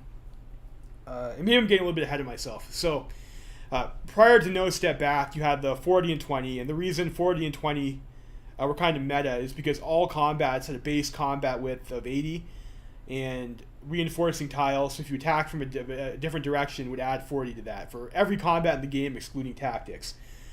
So if you had a division size that was a multiple of 40, you would always use all the available combat width. You wouldn't suffer an over combat width penalty, and you wouldn't have any problems with multiple directions and whatnot. So in no step back, they changed that, and now you have these different base widths depending on the terrain, along with different width expansions for the attacking from multiple directions. So if you field a 40 or a 20 width division, unless you're fighting in hills, either you're going over combat width, and there's a limit for how much you're allowed to go. And if you go over combat width, you take an over width penalty that tends not to be worth it. So if you're over combat width, you're going to have more stats than you normally have in the battle, but the punishment from being over combat width from the penalty is more than that advantage, I think, pretty much all of the time. So going over combat width is bad. Conversely, if you go under combat width, you're not using all the available combat width that you could have, and if your opponent has a more efficient spread than you have, you're effectively outnumbered. So when we talk about combat width in Hearts of Iron 4, that's more or less how much force you're putting in the tile. It's not number of divisions, it's combat width. So based on these terrain spreads over here, Fabricensis put together this simulation of these different combat widths versus the modifiers you would get based off of his assumptions he's made over here. And you can kind of see like 45 is like a little bit silly, but for most of these you're looking at between 90 and 80. So within 10% of the modifier for them. And some people in the comments over here, I think Cloak and Corpsey make some comments about that This is Cloak's post over here, which is, I guess, his counter to that. That some of the assumptions Fabricensis made weren't the greatest. Like, so Fabricensis squares the penalty because he says that you take a penalty to both attack and breakthrough, but they're independent. So is that right to double hit you with that? Like, I don't. That was the question that was made. And then Cloak also brings up the point that if you're not using all the available combat width, that's essentially also taking a penalty, which wasn't accounted for in the math. So you can read these if you want. I mean, they have the post titles over here of the Reddit of these posts. You can go look it up. But Cloak has done this, and he has the results can be seen in this Imgur album. So you have Cloak's graph of effectiveness by width looks like this. Fabricensis' graph looks like this. So you have between like 97 and 75, and this is between like 97 and 85. So like this is a bit of a tighter spread. But you can see most of the field is between 90 and 95, and I think Cloak's assumptions are probably better than Fabricensis' in my personal opinion. And you wind up being within 5% effectiveness of each other across a range of terrain types and different flanking considerations and stuff like that. So kind of what that means is if you're fighting in all the different terrain types and you're not going to be cherry picking your tiles and you just have to deal with one combat width and you're going to be fighting in all these different types, then terrain isn't a factor when you're picking your combat width, or it's not a significant factor. You're only going to be about 5% ahead or behind depending on that. In addition to that, Corpse Fool over here, and Corpsey is probably the authority, I would say, in my personal opinion. The person who's done the most research in combat width and stuff. But he's got his graph over here of the unweighted penalties, and you can see his spread is also pretty tight, between 95 and 90 for most divisions over here. And you've got the maximum and minimum penalties that you're going to incur. And of course, the lower your division width, the more likely it is that you're going to be fitting into these different combat widths, where larger ones either get blocked or suffer penalties because they're not as a 40 can't split into a 30, but a 10 width could, for example, right? So if you had 4 10 widths versus 1 40 width, you fit evenly or nicer into more terrain types. But on average, on the whole, there is not that much difference. And if you look on Cloak's post over here, the link to Corpse Fool's graph is down over here if you're interested in getting that yourself. So terrain pretty much like if you're line holder infantry, and your line holder infantry, there could be any tile type behind a river, and rivers are like great defensive terrain. So you can, and marshes and mountains and stuff are also great defensive terrain. So for your line holder infantry, for plus or minus 5% effectiveness, I would just say, fuck it. Terrain isn't a factor when you pick your template. For your tanks, the tanks are a little bit different. So if you talk about like your tanks and where you're going to be attacking in most places, so like right off the hop, tanks, unless you have amphibious drives and Amtraks, like you don't want to be attacking into marshes. That's just not something that you want to do. You also don't want to be attacking into mountains, which are kind of like these two, and these two are like the odd ones in that they have like 1/3 ish instead of 1/2, or it is actually exactly 1/3 instead of 1/2 for the reinforcing. So you don't want to attack into those two types. Deserts and plains are basically the same, but that depends on which theater you're fighting in. So are forests and jungles. Like the jungle and deserts are like worse because of attrition, but not a factor for width. So the rest of the stuff is what you're kind of looking for. So if you have a 42 width template, so 42 is good here. You're using all the width. 42. I mean, you leave some width available, but you're not taking a penalty. It's like this is like workable. This is workable. And the urban over here, the 42 into the 96 kind of sucks, but 96 and 32 is 128. And if you're on a 42 width template, you can wind up with 126 with 42. So I mean that's pretty good too. Like this is like also like okay, as long as you can get a flank, that kind of works out for you. So that's kind of like why 42 is a nice number for tanks. And Yeah, that's why you would pick it. So this thing over here, though, if you look at deserts and plains, this is the best type of terrain for attacking. So some people also suggest the 44 width. And the 44 width is going to be a lot better for this. Because you're only losing 2 and 1 combat width, whereas the 42, I mean, you're losing 3 per flank. And you know, when you throw your 2 42 widths into the 40, you know, you're losing 4, right?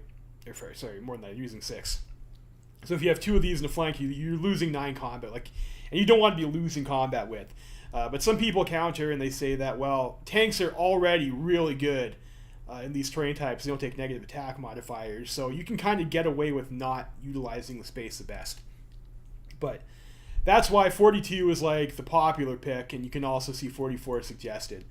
That's why that's the case, in case you were wondering. So then the follow-up question to that is, why 42 and 44? Why not 21 or 22? Or you know, you can go like 11 or 10, right? So the reason like you kind of want to go higher, the conventional wisdom with tanks is like the tanks have pretty high stats, and you want stat concentration will lead to critical hits.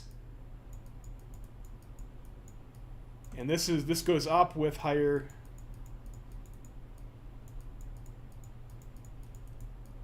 widths.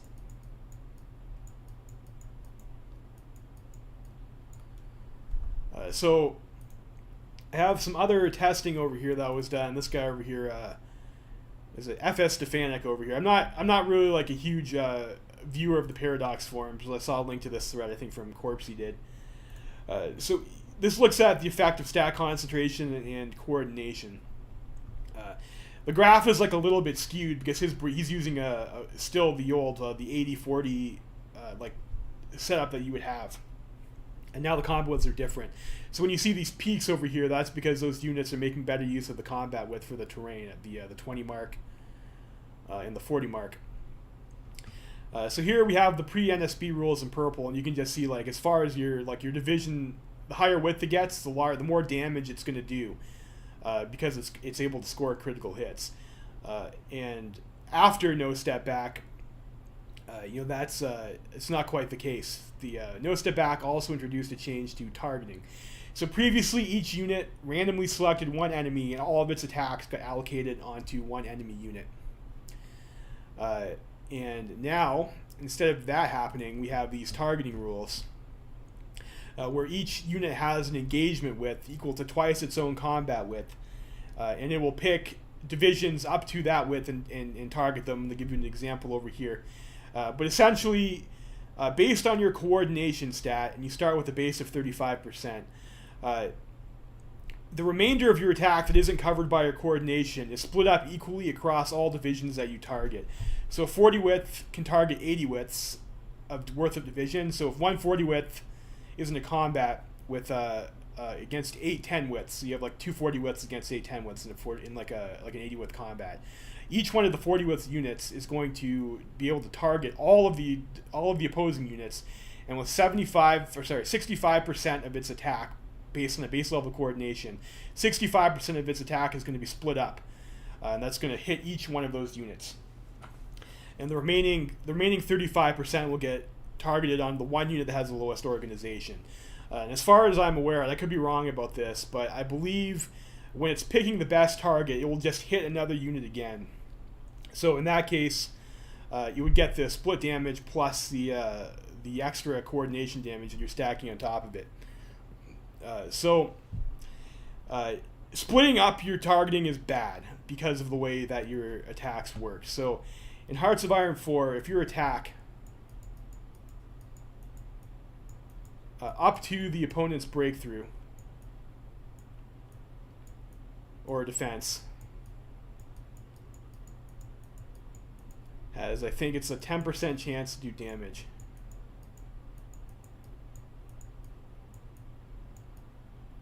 because they have enough attack to break that. And then attacks after that have a 40% chance to do damage.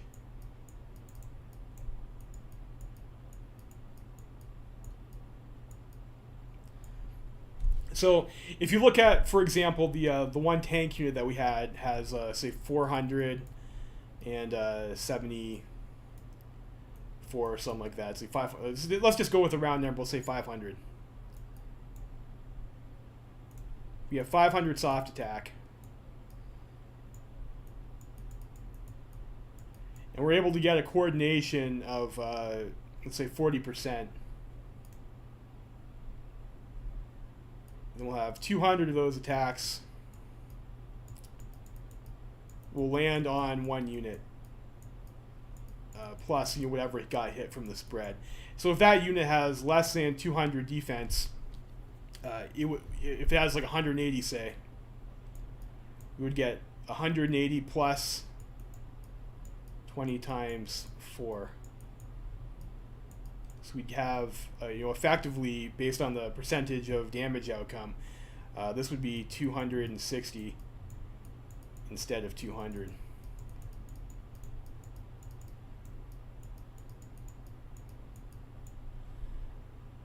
So those attacks are above the breakthrough threshold are called critical hits colloquially.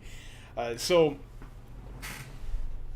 in order to get that, you have to have looking for high coordination, and you're looking to have like a high base value in general, right? To see if you can actually hit that. So if you're going to chase critical hits, that's why you want to have a larger combat width. And of course, having to split up the majority of your attack is like a pretty hefty nerf.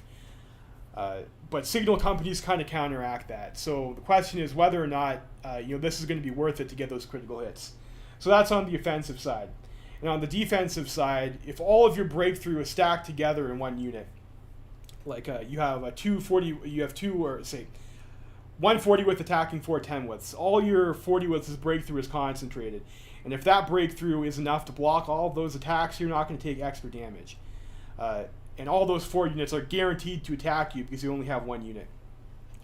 Because targeting is random, if you split your 140 width into two 20 widths, and now a 20 width has half the breakthrough, and let's say that's not enough to block all 4 of the attackers, there is a chance, because targeting is random, that all 4 of those attackers could gang up on your one unit.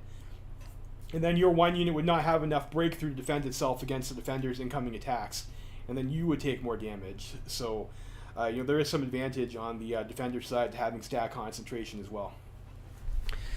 So that's the reason generally why you would field larger units, or what you're looking to get with that anyways. Otherwise, like when you're looking at 20 or 40 combat width, I guess it's getting like a bit winded over here, but I don't know. It's a topic maybe people are interested in. Other advantages that you have for the lower combat, popped up over here. Yeah, we're talking about other stuff for like the lower combat width. So lower combat widths, width down, you're gonna have more org, because org is an average stat. You're gonna have more support companies, which could be a plus or a minus. And then you have spike stats,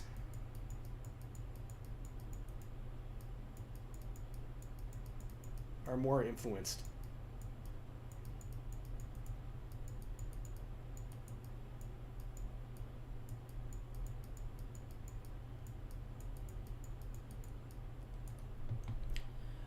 In addition to that, you're also going to be able to control more tiles.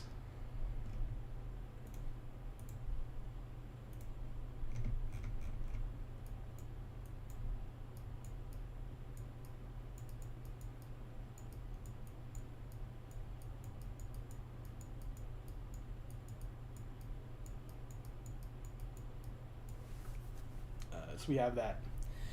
And those are like the main benefits of the lower combat width. So the support companies can be a plus or a minus. So if you're looking for support companies that give you more stats, Like if you're on the superior firepower doctrine and you have the integrated support tree, like if you went over here, sorry, that's not there anymore.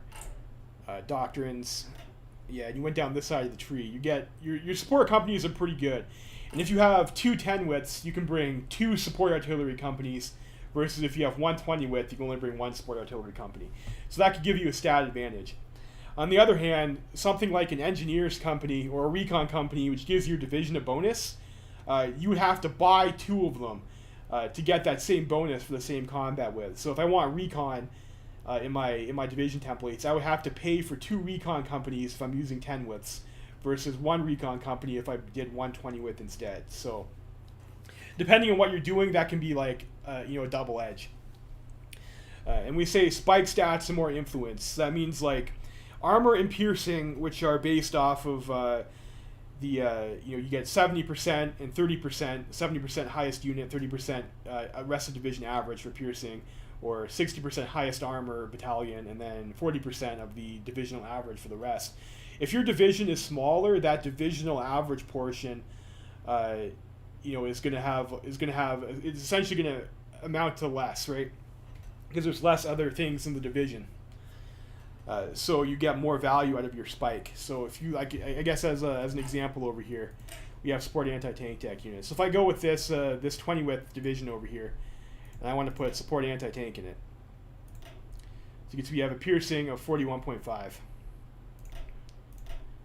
And if I go down to 10 width, you can see our piercing goes up. So now I have 49.2 piercing, based off this one supporting anti-tank company, because this is this carries a higher weight because the division is smaller. This piercing stat. Same thing if you want to do a Space Marines. So if we go with a Space Marine 20 width template, using like light armored recon Marines, armored recon company. So we have 1.8 armor here on the 20 width. This probably because their light tank chassis is shit. 1.8 armor on the 20 width, and if we go for a 10 width, if we're looking to do that, now our armor is 2.0. And the same thing goes if this was like an actual battalion of tanks instead of a support company. So like that's the idea with the spike. You're not going to get as much as if your division is bigger. On a 40 width division, it's a lot harder to spike armor and piercing up higher to counteract low stats in the rest of your division. See that, and then we talked about the targeting advantage. So if you have low combat widths too, we just talked about that.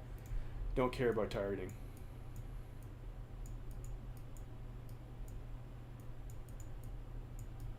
Let's say coordination.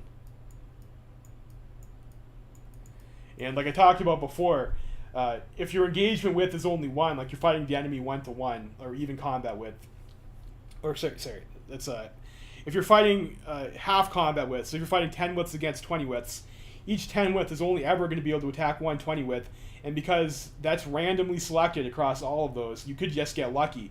Whereas if you're forced to split your attack because of coordination, you're going to consistently not get lucky. So there is some advantage. So for the higher width divisions over here, we have the concentration of stats is a big one. You have less support companies.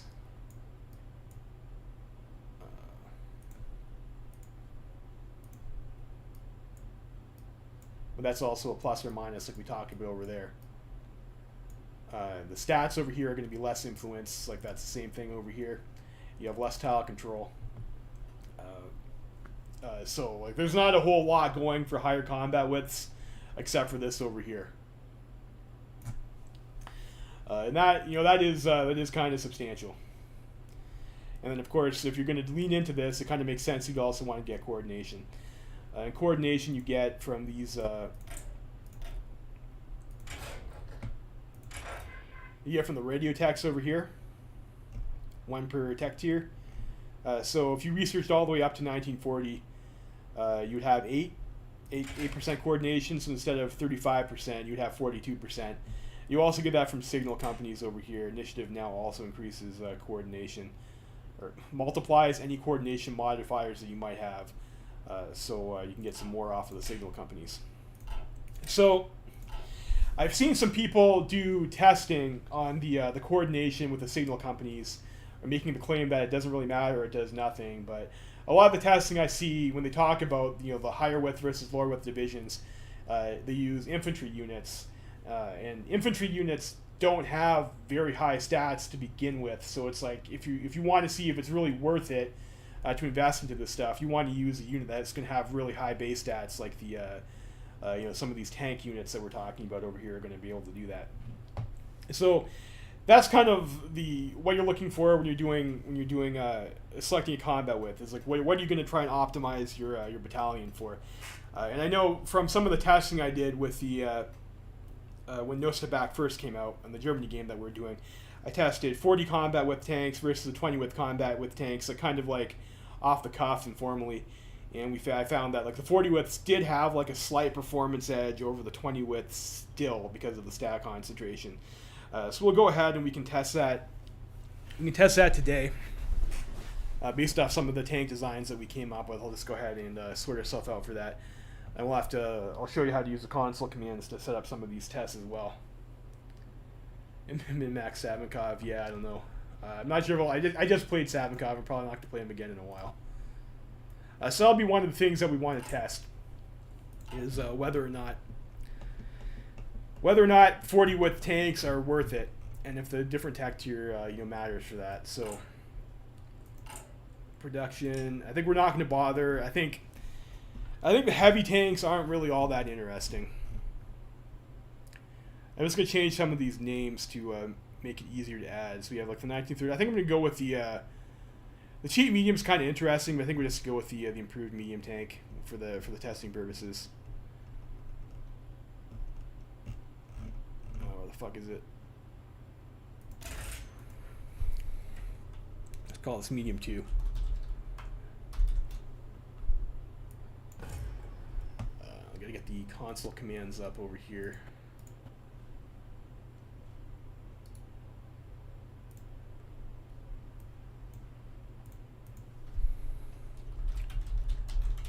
So essentially what we're going to do is use the console to add a bunch of equipments over here and cheat our way in so we can actually get some divisions in the field pretty quickly. Then I'm going to tag switch over to one of these other countries and give them some infantry divisions, and we're going to see how well the different tank templates perform against them. So for add equipment, I think the command is AE, and I call that me2. So let's see if that actually works for us here.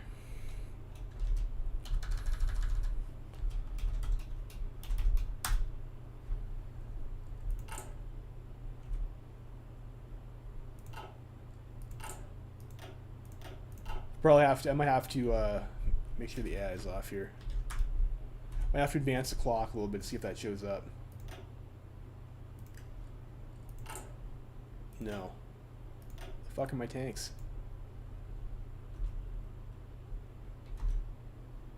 It says I got it.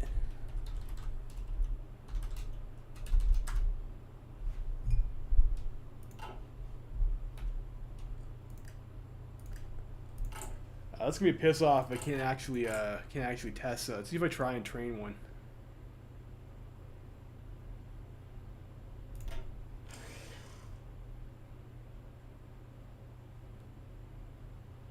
It says I have it. It's just not showing up in my logistics. Okay.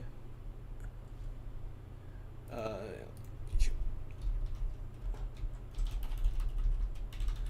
just need to get the console commands for the various other shit.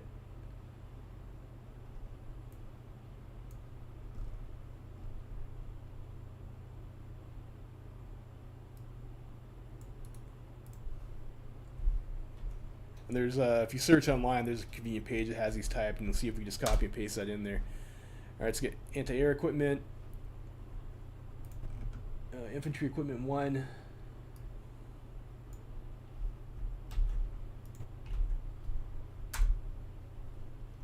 I think we need some trucks.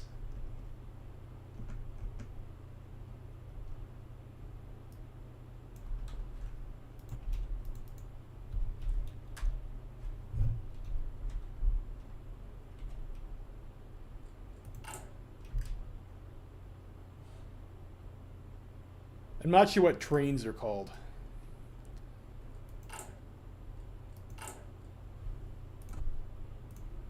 See if I can find that.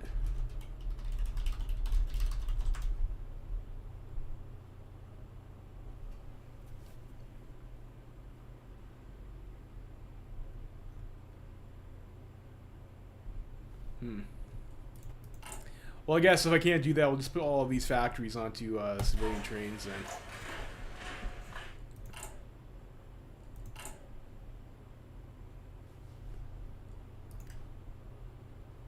Alright, so we have all of our stuff.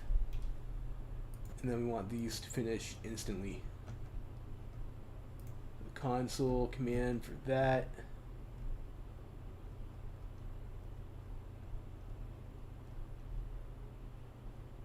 Let's see if I can find that. I don't use the console very often, so I always have to look up the different commands.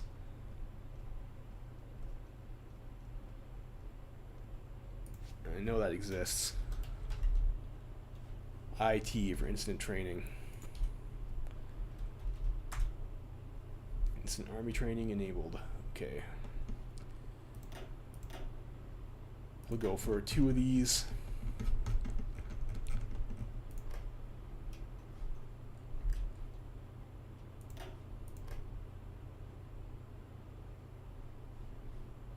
They lied to me. That said that would be instantaneous. Yeah, okay, there was. That was actually pretty instantaneous. So we'll get that. I guess it takes a day to do it.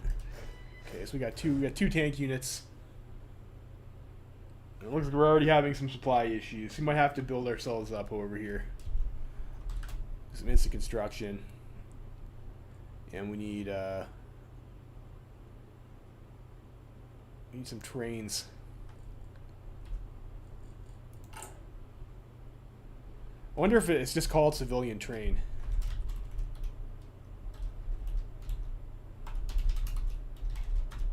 No.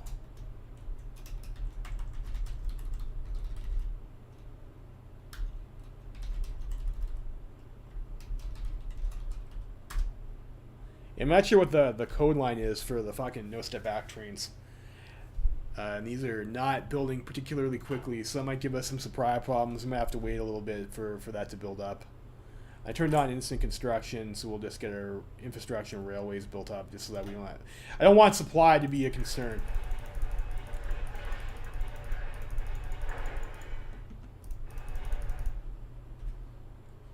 We have that, and then let's go and duplicate this. And we'll do one that's like exactly half the size. So we'll test the half width to see if that matters.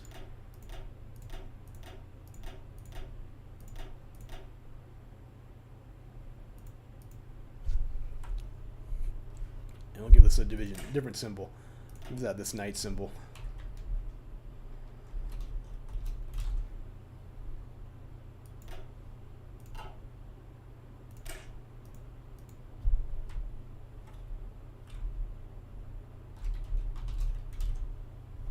Actually call that 21.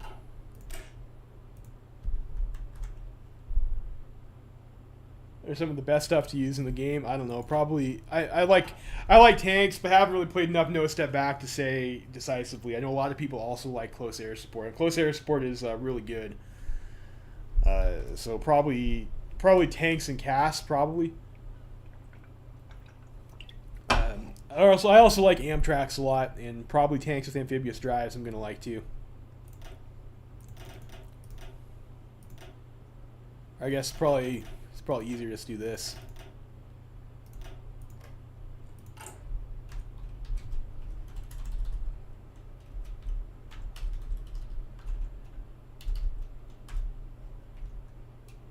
And then go back to those, make sure we have enough. Throw a couple more zeros in there. And we also need infantry equipment.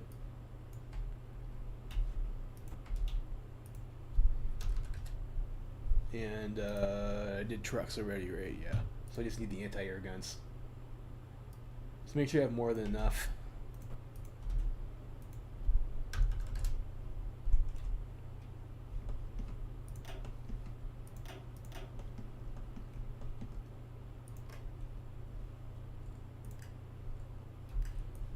So we have those.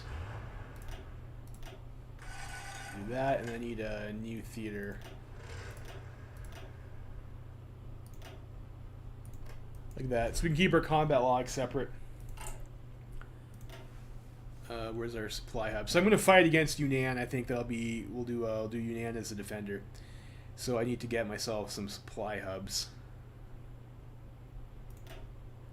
Looks like we got quite a few here.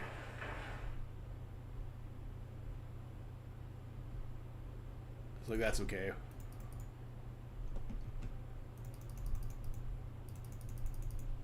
Some masks that are railways, I guess, to the our capital. Where the fuck is our capital in the first place? Over here in Freiburg. Great, like forever. Look at this fucking rail network. It's a clusterfuck.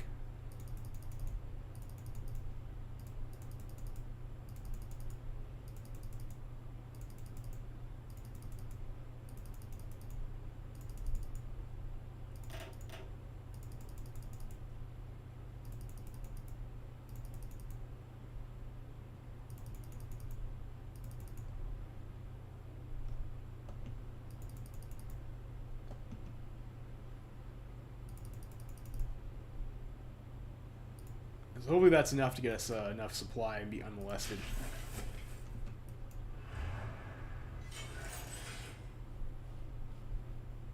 Apparently it is not.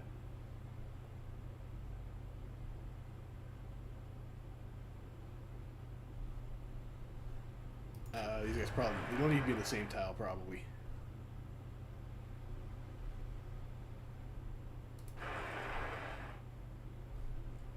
So we have that. Okay, so we have the two different tank sizes that we're gonna test out.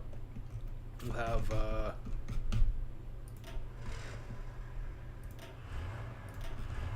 so get ourselves some planning.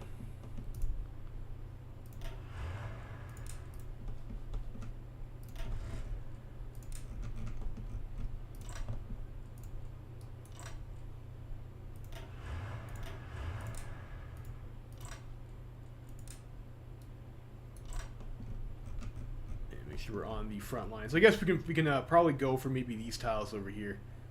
That's a Plains province. I mean, like that's pretty okay to test tanks in, I guess. Move these guys over this way. So we're able to supply ourselves fine, it looks like. So I think that's okay for the setup that we have here. And this country over here is Yunnan. I think it's YUN.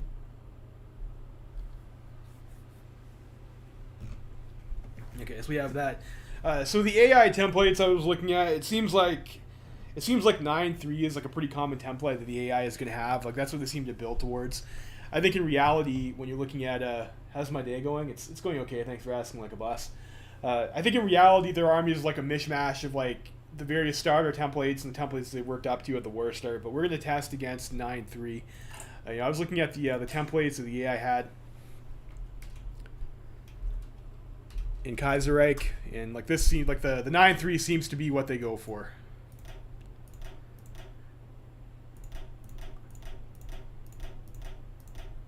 But for whatever reason, they don't like to use a support artillery company, which makes no sense. They've got this 27 width bullshit over here, and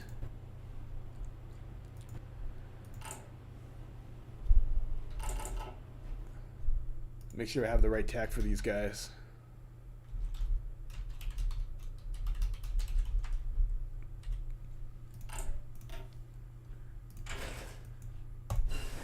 If we want that, I mean, the AI probably is going to have these techs. So we get that. I don't think like at September 1939 that they have a substantial amount of 1939 infantry equipment, but we'll get it for them anyways. The trucks. They have engineers, and I think they also like recon companies. We'll give them the 1939 tech levels for that stuff. Artillery will also go with the 1939 tech levels, and we'll get the this thing over here. for the anti-tank, and I think that's it. So the templates I was kind of seeing were the 9-3 with engineers, AA, recon. So we do also need AA. So we'll go like that, and that was.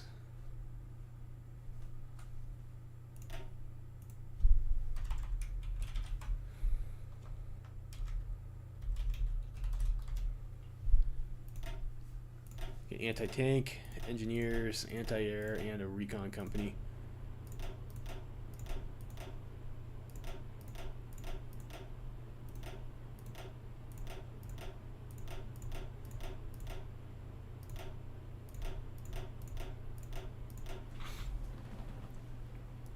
Like that. So that's like the template I was seeing the AI kind of spam in Kaiserreich. So go like that. And I think I had the. I guess 9 is probably fine. Just drop those in there. Come up with a number of divisions over here, and I gotta give myself my equipment. I will be right back though. I'm just gonna use the washroom for a bit.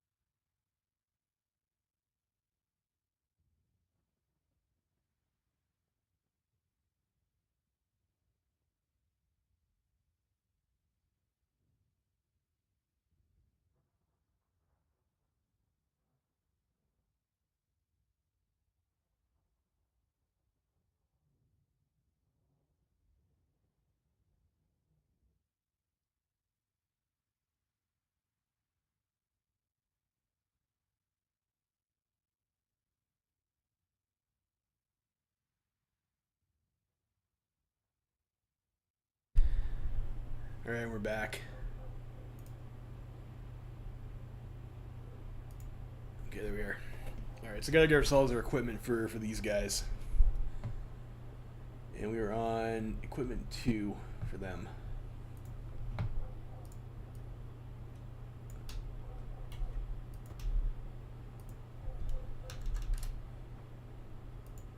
I can't find anti-air equipment 2. Is that not called anti-air equipment 2 for them? Do they have like some unique name?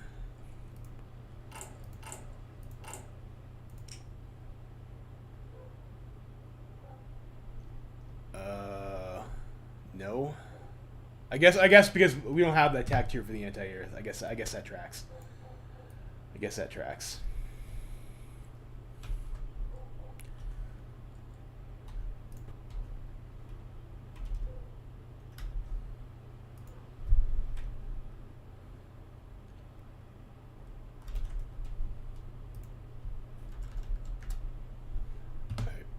All right, we got that anti-air.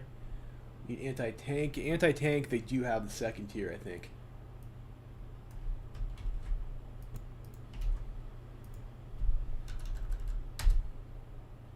Or not. That's right, because that's 1940 tier. I'm just fucking up. I'm just off my fucking game today, aren't I? What's the rifle called? Type 88. That's the basic one. Type 24.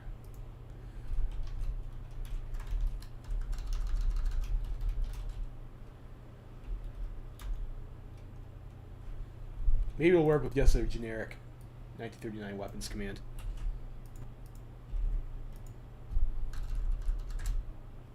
No.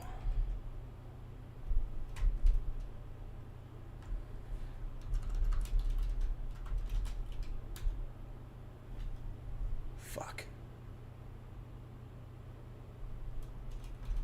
Maybe it's cap sensitive.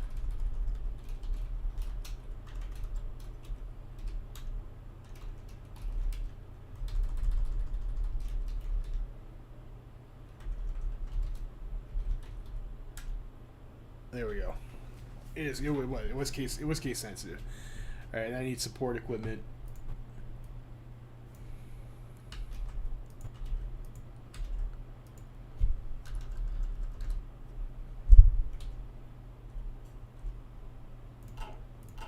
All right, so that should be enough to get all those guys fully supplied.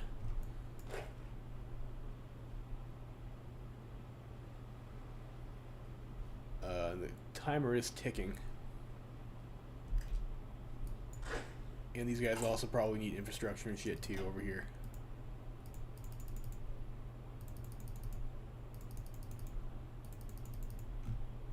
Where is their capital? Barcelona.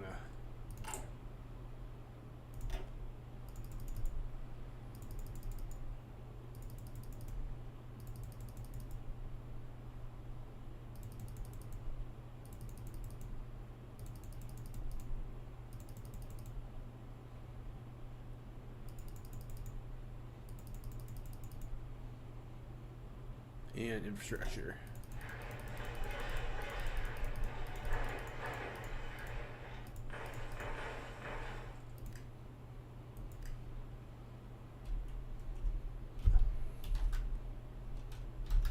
No, I want that. I want construction enabled, yes. Alright, so these guys still don't have their fucking equipment. Because I didn't give them artillery. I didn't. What's command for artillery? Here we go. Am I missing anything else?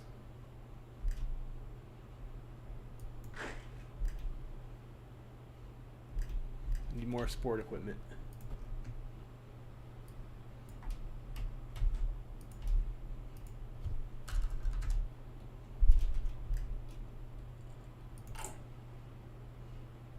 Okay, so our logistics are good. Just need fucking trains. I think we're gonna try and hold that tile maybe with so 7 might be a little bit too much. Let's go with a stack of 6 here. The AI does like to death stack their tiles sometimes.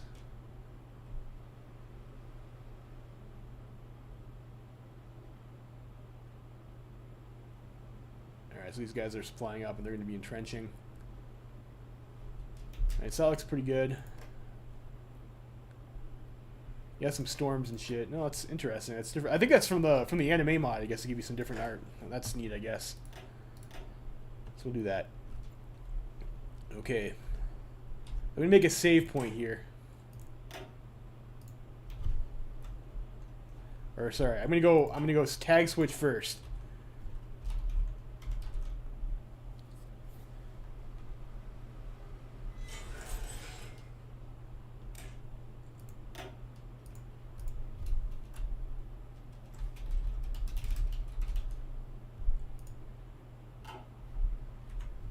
Alright, so we'll do this, and then we will we'll see which template performs better, the 21 widths or the 42 widths.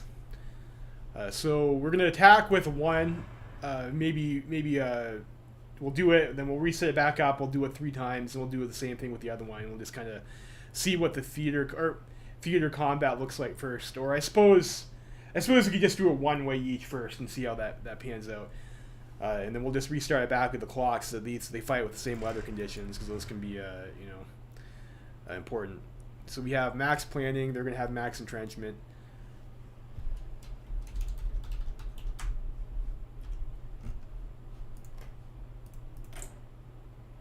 Make sure the AI is off.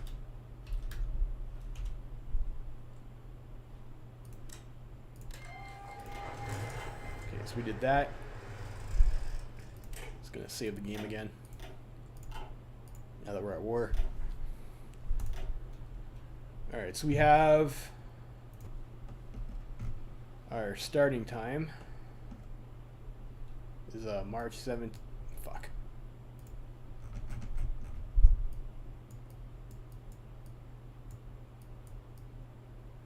$17 at 100.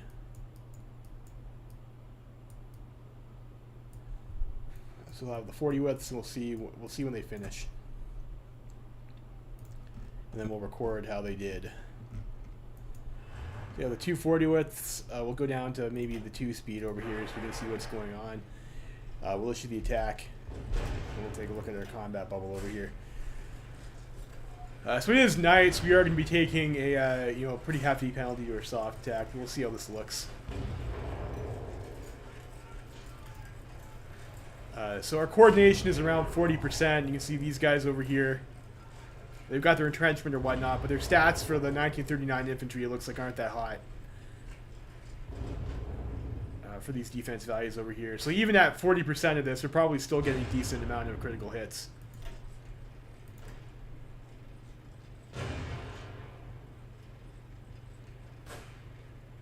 I shouldn't have closed that window.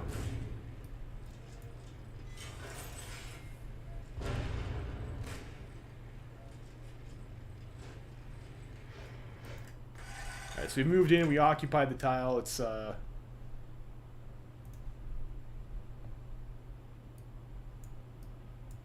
March 18th at 1500.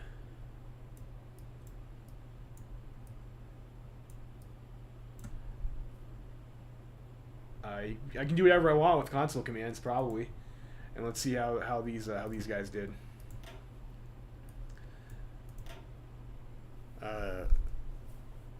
So we shoot. So okay. So we'll I'll maybe take a screenshot of that, so we lost one tank. Losses. We had one tank.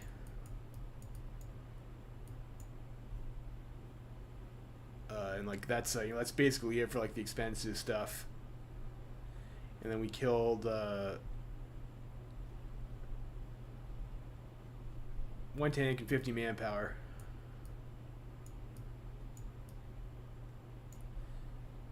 And we killed 154 guns of stuff.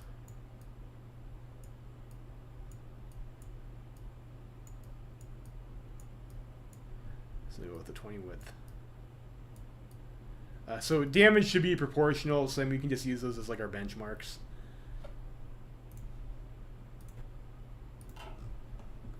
So not too bad. I mean, we still easily blew through that tile with 6 divisions stacked on it with this one tank unit, as long as we're able to keep it in supply.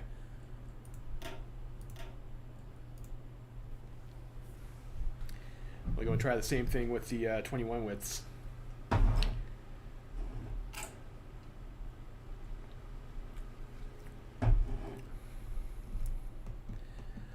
I would expect these to be like a little bit slower on the draw. Make sure we turn the AI off. And what the fuck is this over here? Weird. Maybe it's like a ping or something. Alright, so we have this. We'll be down to 2-speed. Oh, fuck. Reload.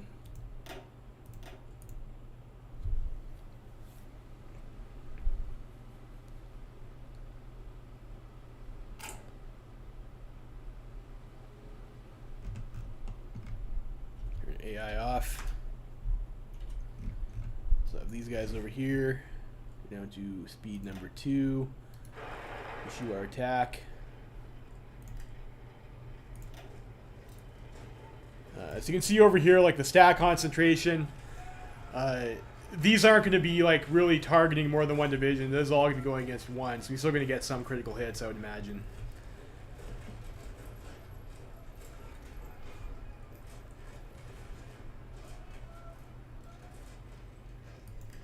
Flips over here. Alright, so how did those guys do? So this was March 18th.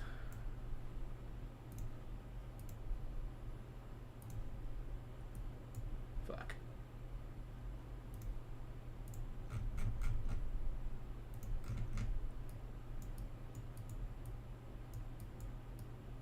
$1,600. So essentially the same time. Able to beat them in about the same amount of time. And what were our losses like?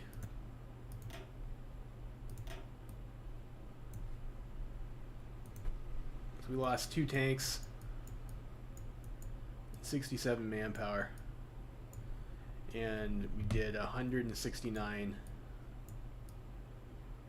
guns worth of damage. That's interesting. Like, the numbers are so small, but 2 versus 1 is a comparatively large number of tanks to lose. Although they did do more damage to the enemy with the lower width. So maybe we should go and try and fight a few more combats in that and see how that works instead. So we will erase this.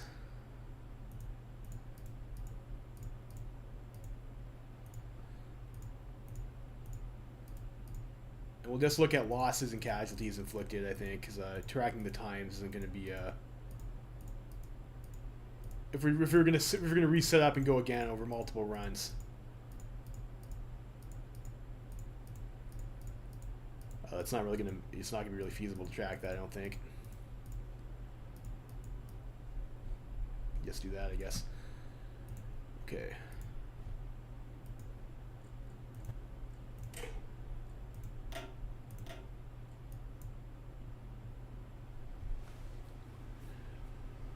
So again, we'll do the 40 widths first from the same start date.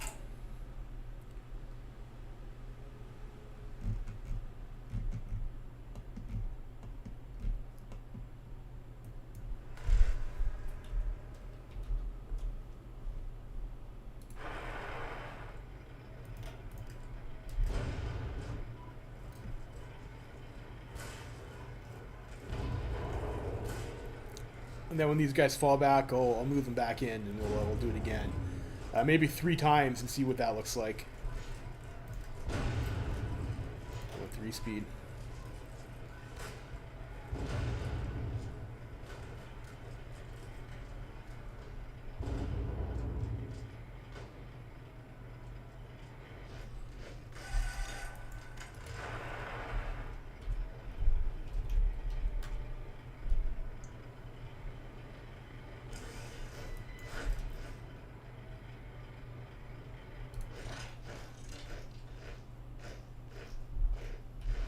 Get those in there and we'll let them entrench.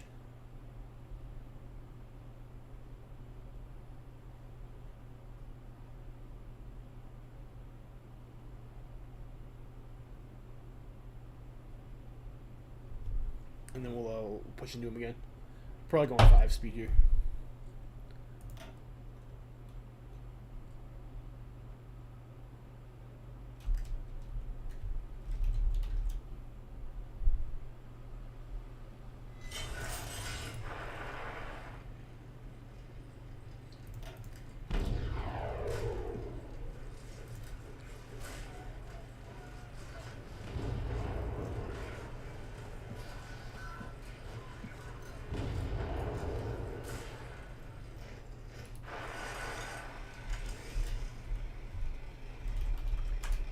Do the same thing.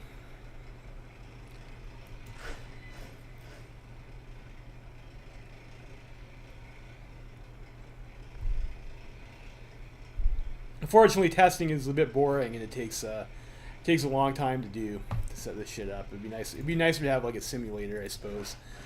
I know some people have different Python combat simulations.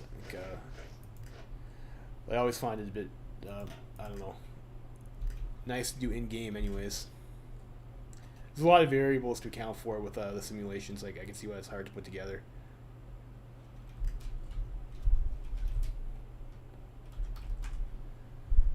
And we'll do another final round, and we'll see how many tanks we lost.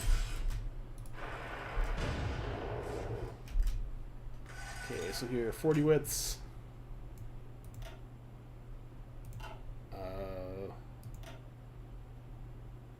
In the wrong theater, it looks like. Okay, so 40 widths over here.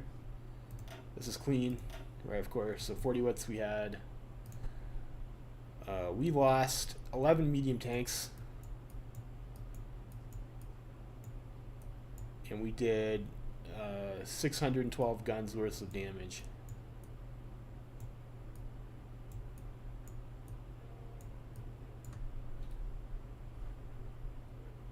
Alright, So let's go back and load again, the same spot,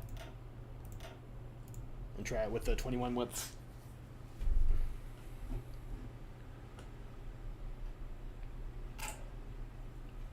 Go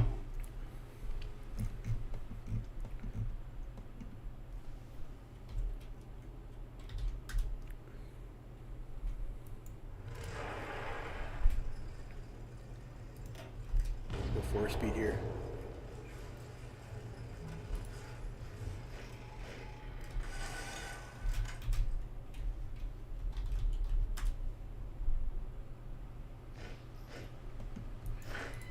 That was 1.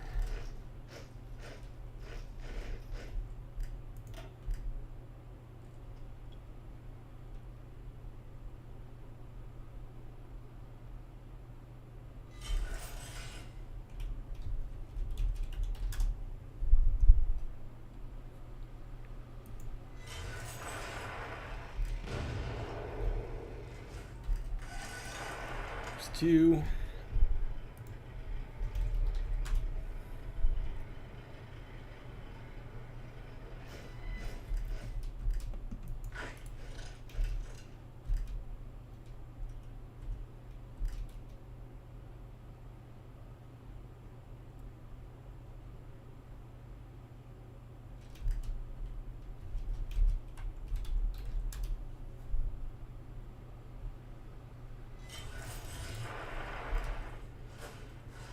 Alright, there's 3.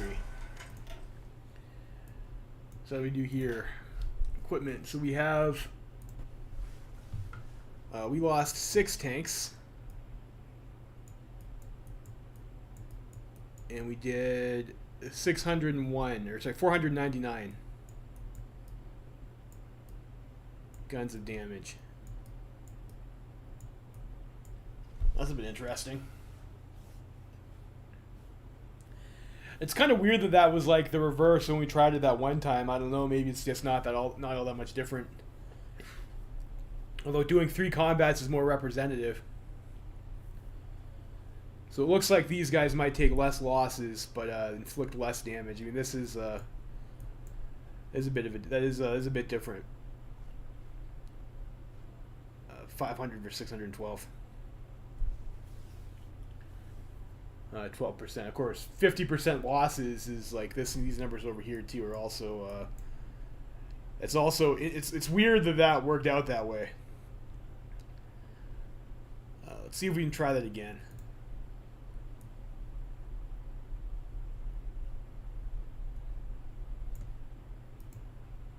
Maybe there's some discrepancies in the weather. It can hurt too. One way or another, and it's not the exact same times either. But I mean, I don't think so. I don't think we're really getting anything that'd be all that impactful.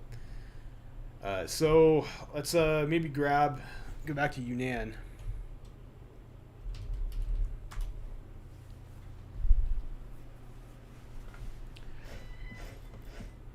Maybe we'll do a couple tiles over here. We'll maybe set the tanks to go and attack it across 3 of these tiles over here with three divisions on each, or even 6 divisions on each. And we'll start from tours. We'll just push across like that, and we'll see what that looks like.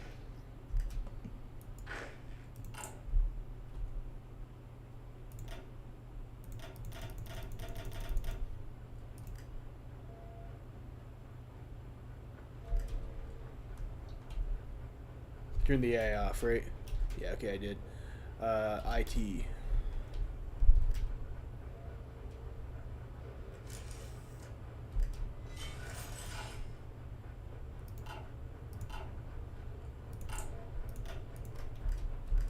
there we go. So 1, 2, 3, 4, 5, 6. Send you guys over here. Those guys entrench.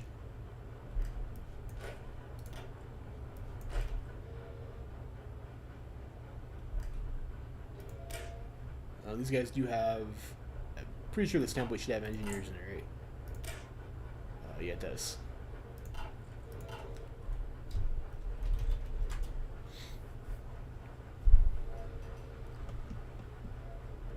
was the wrong tag.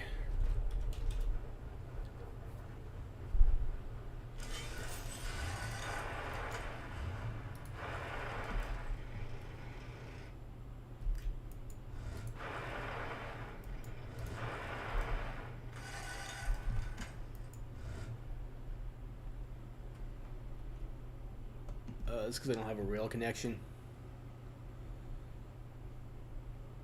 We start to see the problems with, but because we're using console commands, we can just use this as our staging ground, just build the fucking railways that we have to.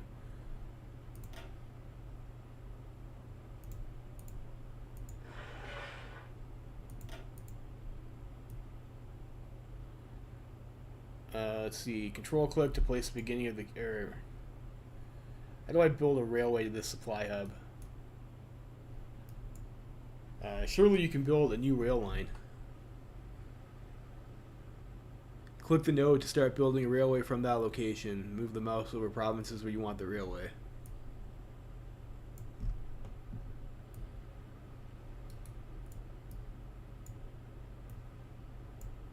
It doesn't seem to want to work.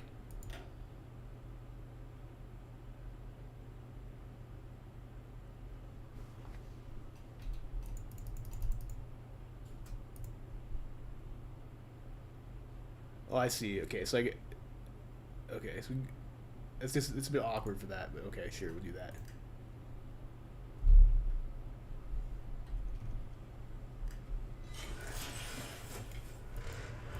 All right, so we have our supplies more or less. It looks like.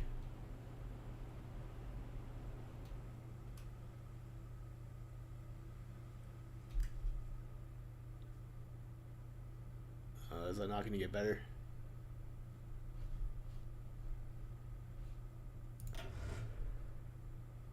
We go to motorization level, maybe.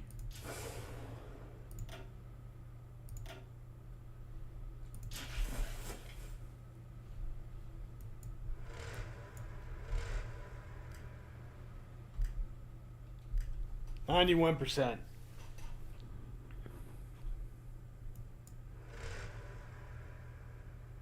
You know, that's a piss off. I mean, I don't know. It is what it is. We'll make another save point over here, and we'll see how they do. And I put these on this tile over here. You can just start from the same tile. Yes, we can.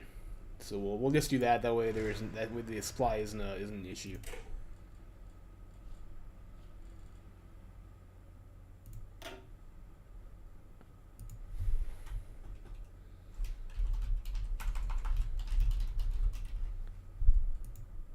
So we'll see how this goes for us. We'll go with the 40 widths first.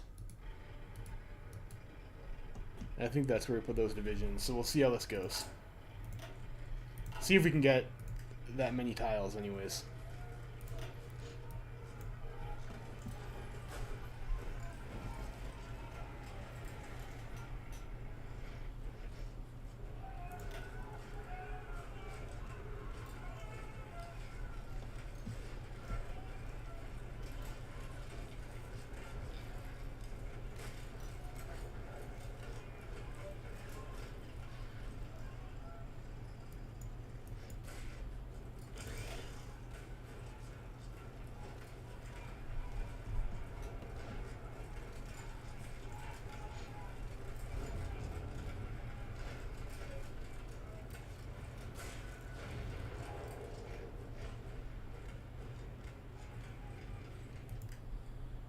Okay, so 40 widths.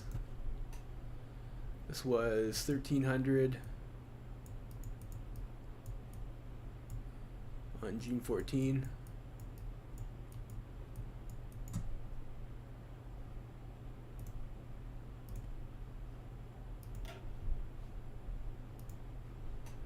And we did 11 tanks. We did 408 guns of damage.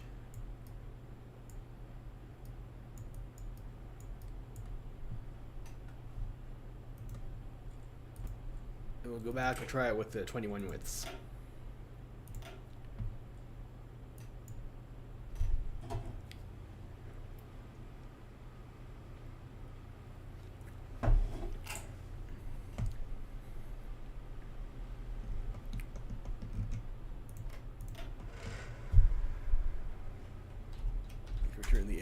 off.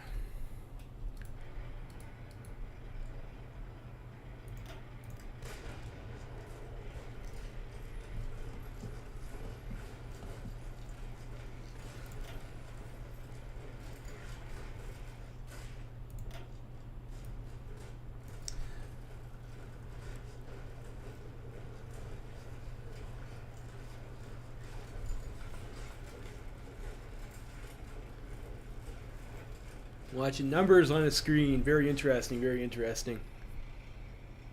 Be communist, please. Like, it's our ideology is irrelevant to the testing that we're doing in this episode.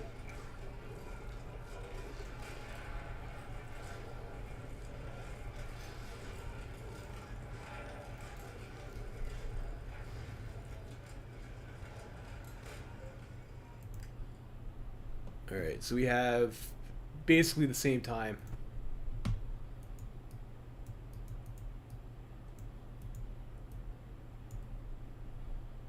On June 14.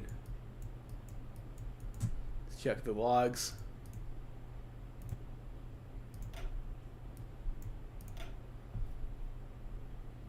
So we lost 22 tanks.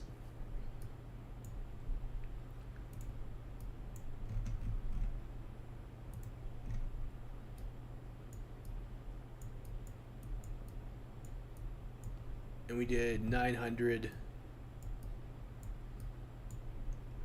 guns worth of damage.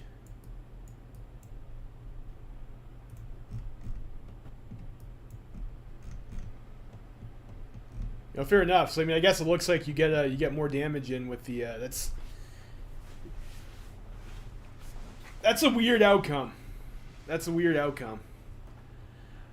I mean, I guess I would think that if you did more damage, you would win the combats faster, but you know, there's not really like a significant difference in the amount of time it took to push through those 3 tiles between the 2 different templates. This here is 11 tanks versus 22 tanks is it's a bit weird.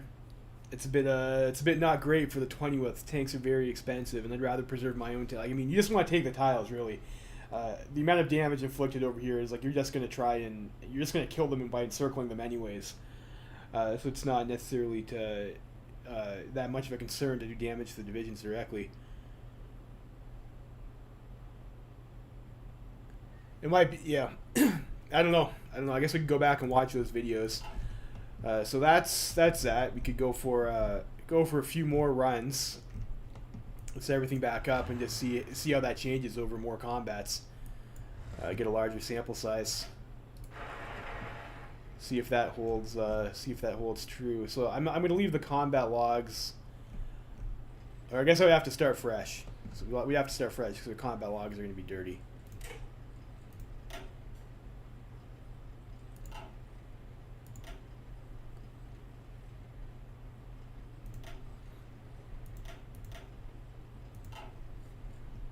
Combat logs will be dirty. Set up a few more divisions and do another circuit, maybe starting at a different date, and see if we get the same results.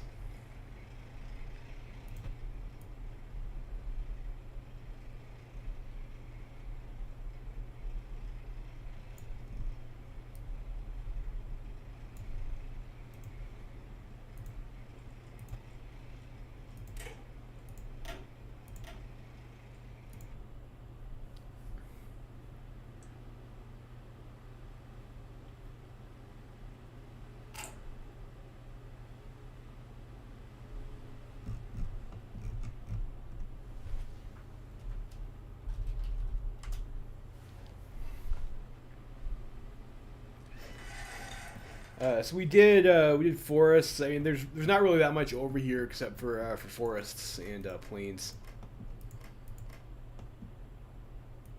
We still had some ore left though, and we could try and maybe go for a 4 tile stretch.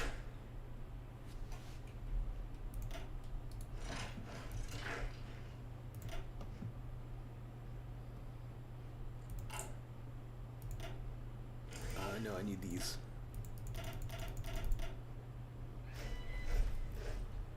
AI off.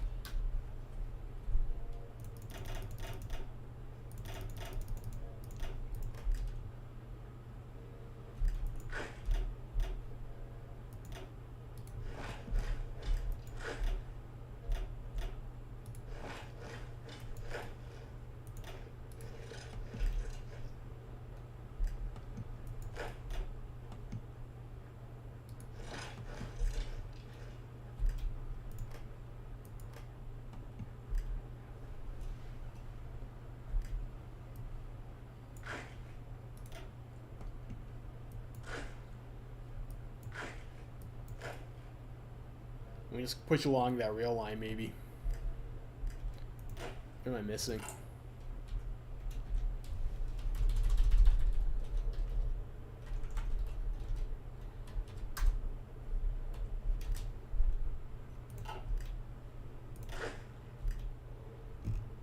We're all entrenched and shit. Okay, so we'll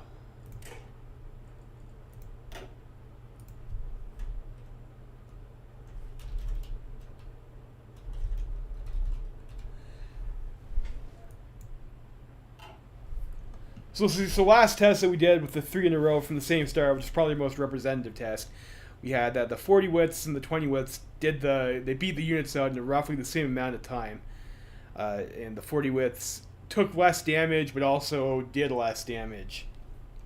So we'll see what that looks like.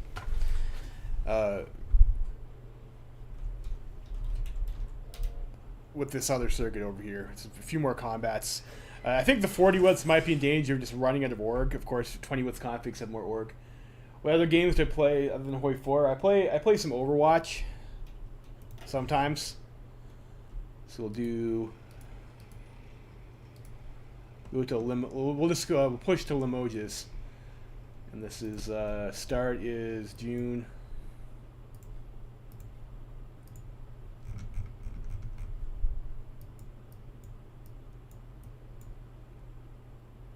June 23rd, 1200. This is 37. I mean, not that the year really matters. We'll go at maybe 4 speed over here.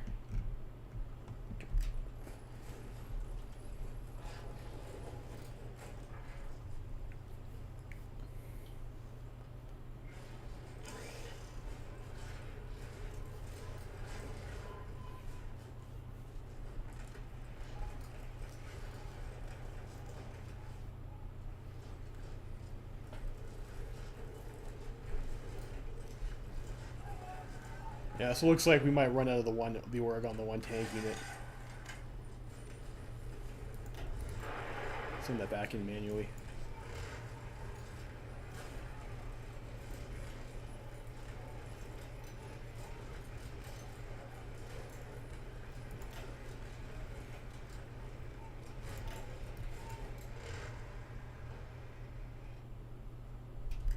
So they weren't quite able to do it. But combat has stopped there. So how did we do over here with the 240 widths? Or if they can't, I guess if they can't do it, it would make more sense to well, I don't know. It is what it is. It is what it is. I imagine these guys over here at the extra org will be able to take Limoges. But we'll see how we did over here for the tiles that we got. We lost 6 tanks. Shit. Press the wrong button. There's an undo, right? Yeah, okay. So we lost 6 tanks. And we did 499 guns, and like they didn't quite get there. This was 9th July.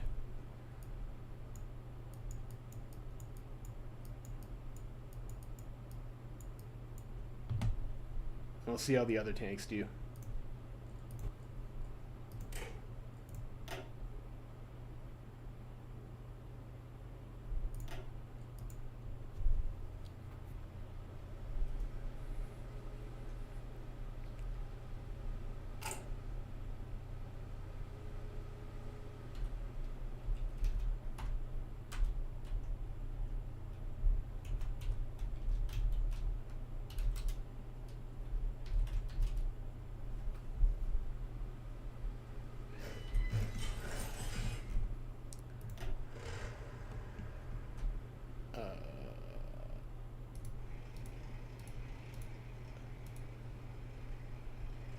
Path, go, the speed doesn't really particularly matter. Go 4 speed though.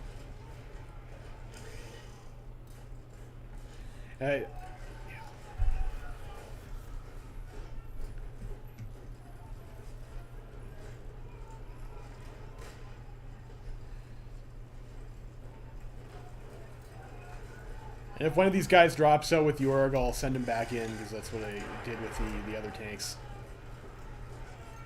Oh, I think it's like so low org at this point, like I don't think it really matters. Almost, you know, they got the one. I'm not gonna cycle again.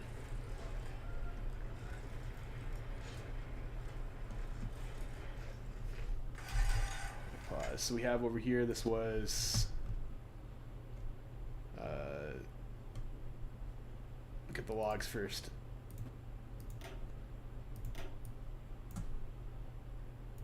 So here we lost 45 tanks.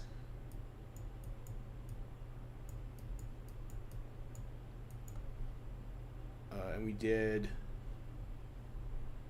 1,270 guns worth of damage. And we took the tile. We were successful on 7th of July at 100.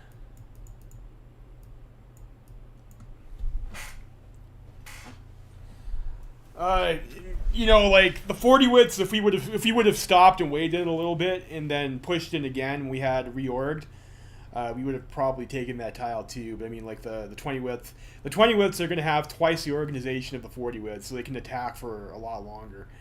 And it looks like they also do manage. Probably because of the targeting rules, I imagine if they can only attack one unit, they probably do get some benefit of you know, not being forced to divide all of their attacks up like the 40 widths are, giving them like maybe like a bit of a damage edge. But the spread out breakthrough or whatnot, or being ganged up on potentially, this is like a pretty big number, and this is like the same trend that we saw last time we tried to. Even more of a discrepancy. This is like 45, losing 45 tanks versus losing 6 tanks is it's not great. It's not great. Considering like the performance edge that the 20 will seem to have isn't like, I mean, yeah, they're I think either or we could have cycled them in or waited to reorg to take this. Of course, being able to actually push it is a benefit for sure. Let's try again. I'll do it again, just to, you know, third time's the charm. We'll see if we have the same trend. This was a lot more significant than the last discrepancy that we saw. These aren't, sorry, 42 and 21. I should have labeled that differently.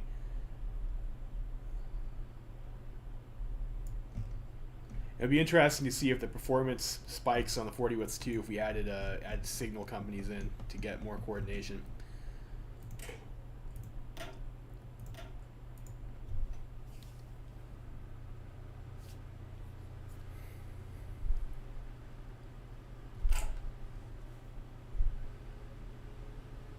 So where do we want to set up here? I think there's like some hills over here. We could do a. So where does the rails go? So like we could send our tanks maybe over this way over here.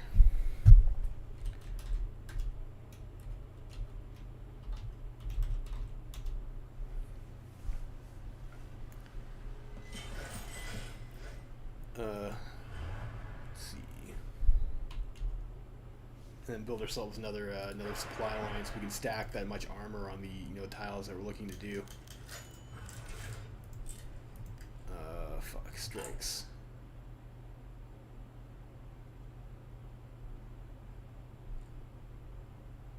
Yeah, none of that stuff matters for our testing purposes. So Vichy, that's a hills tile. It's also over a river. We can go here maybe. We can go there, sort of.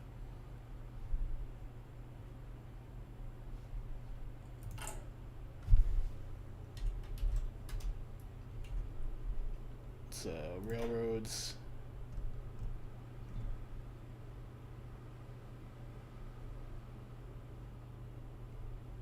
Oh, that's interesting.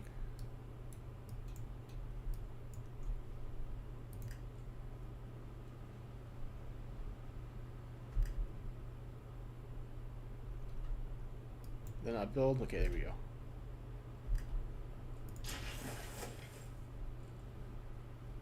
and then I need that to be on trucks.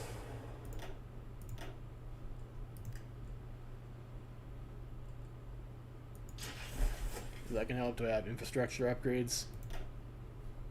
Yes. What's their supply status on the... You know what? I mean, realistically, you're probably going to wind up with at least some supply shortages in the field, aren't you, boys, after this fucking no-step back update. So we'll leave that as it is. I mean, they're starting from the same tile, so I imagine their supply situation, like, it should be the same. 60. That's pretty low. Yeah, but it's about the same percentage. I mean, we'll go for that.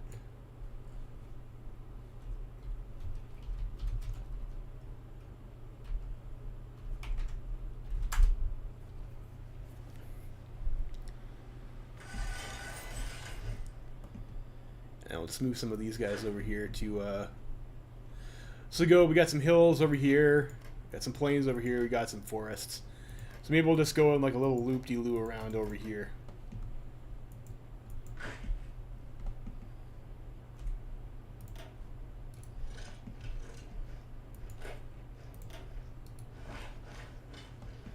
And we'll just avoid the mountain.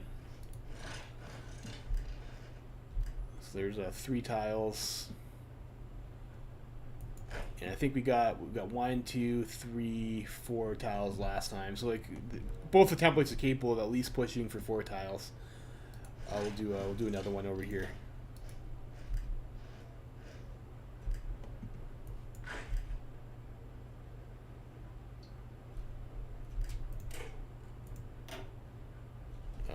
I'll tag switch back to Brazil first.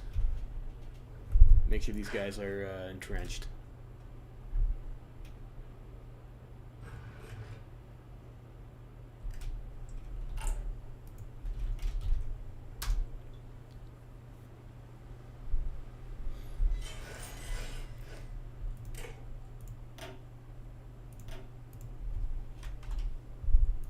We'll save that.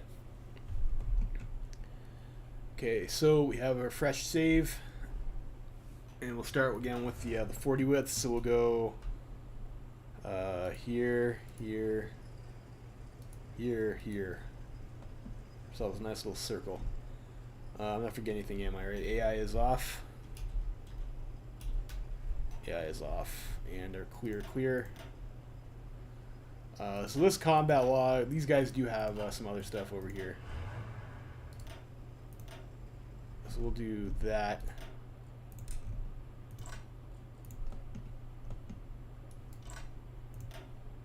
That didn't actually work.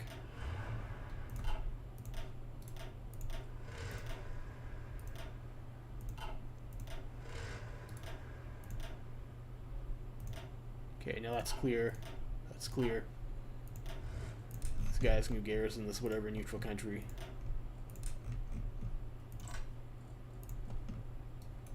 Here, save.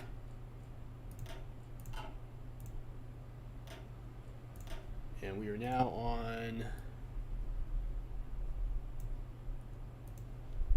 This is July 30th.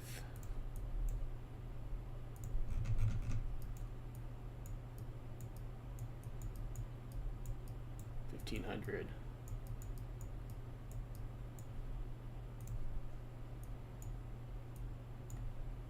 I'll just change this here to 42 and 41, or 21.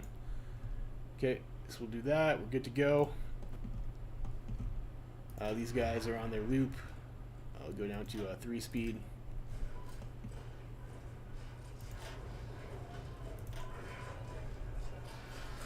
Maybe 4 speed.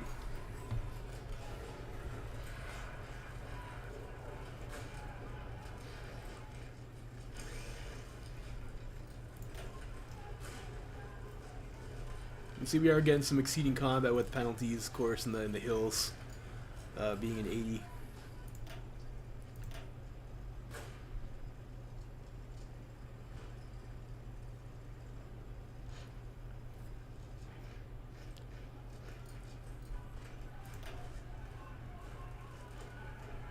And we're also getting a little bit supply fucked over there.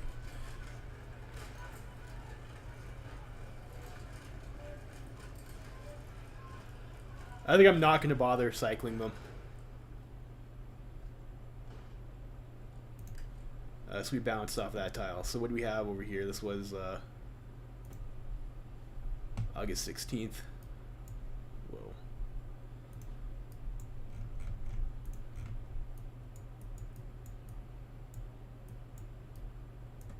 At 1600.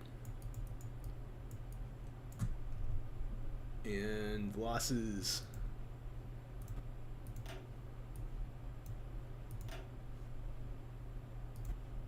So we lost 39 medium tanks.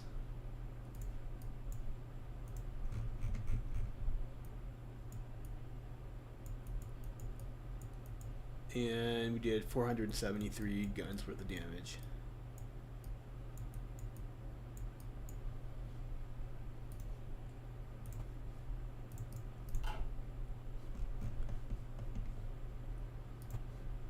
And that was, I can't pan when I have the pen selected. It's pretty fucking annoying, actually. But they stopped. I would like to mark that on the map. So they stopped in the tile, this is Hills tile? Hills tile south of Vichy.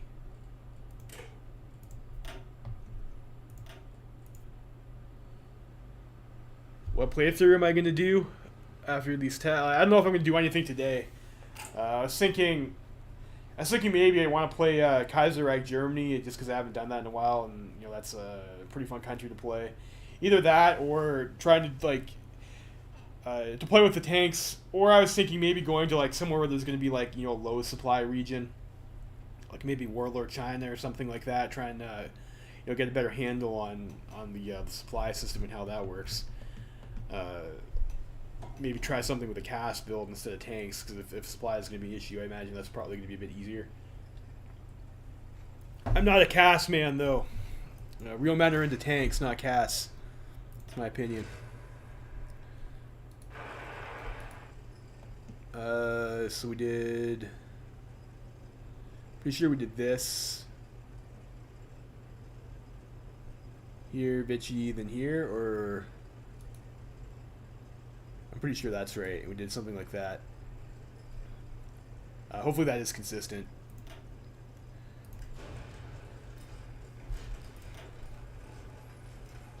Yeah, so we got the low supply penalties. Oh shit, I forgot to turn the fucking AI off. Back to start, back to start.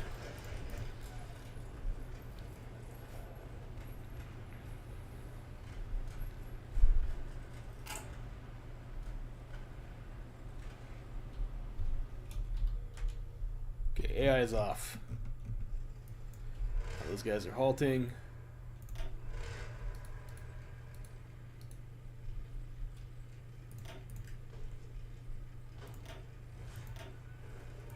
I guess we can leave these open. People are interested in should have put them over. I should put that over here. People are interested in seeing what the staff fluctuation is like.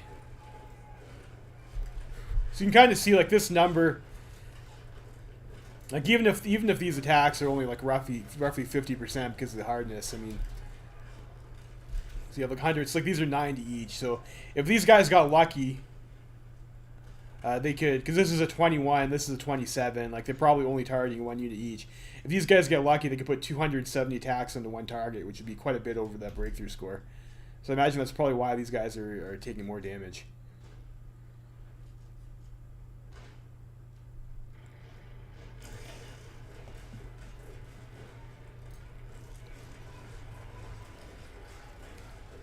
Low supply sucks, yeah. Yeah, and the problem is like building the fucking railroads and shit takes time. Supply hubs, I think I remember being particularly time consuming to build.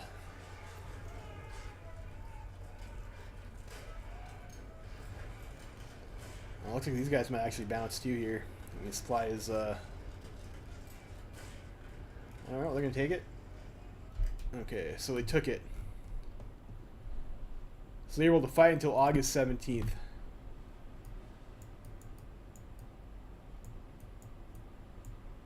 $1,400.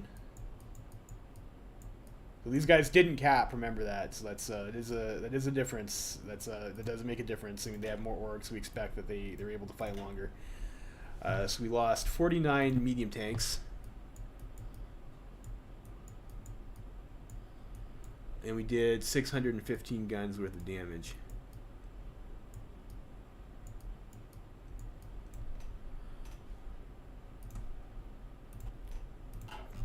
So like, I don't know, that seems like that's been the case for like the last like 3 runs that we did when we were testing that. Is the 42 widths, you might have to cycle attack them longer if you're not making one breakthrough. Of course, usually you're not pushing stack tile after stack tile after stack tile like that. You're looking to bust through one tile and then maybe pin against the sides if you've rushed some mobile units in. And the fact that the 21 widths fight longer is the same result we had pre-NSB too. That's because of the extra organization they have from the lower width.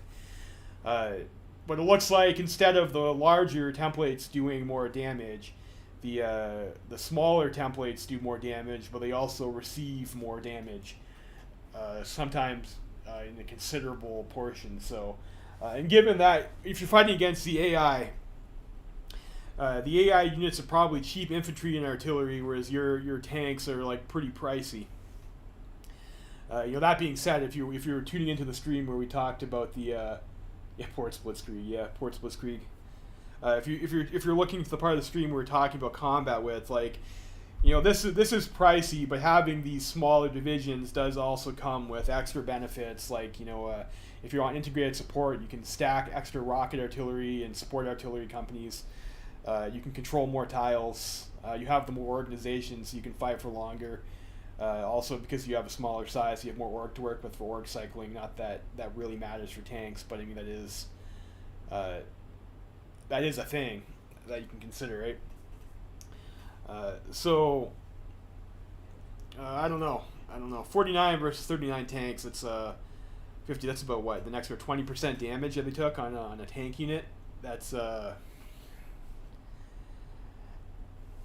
I don't know. You don't really need that many tank units to beat the AI, anyways. And of course, you might have to worry about armor on your medium tank unit too, and you do lose armor if you have too many support companies on a smaller template. We talked about how those are prioritized more. So I mean, I guess those are the results. I'm not gonna make a definitive say whether I think the cheaper army tradition is that a new thing. Spirit of the Army.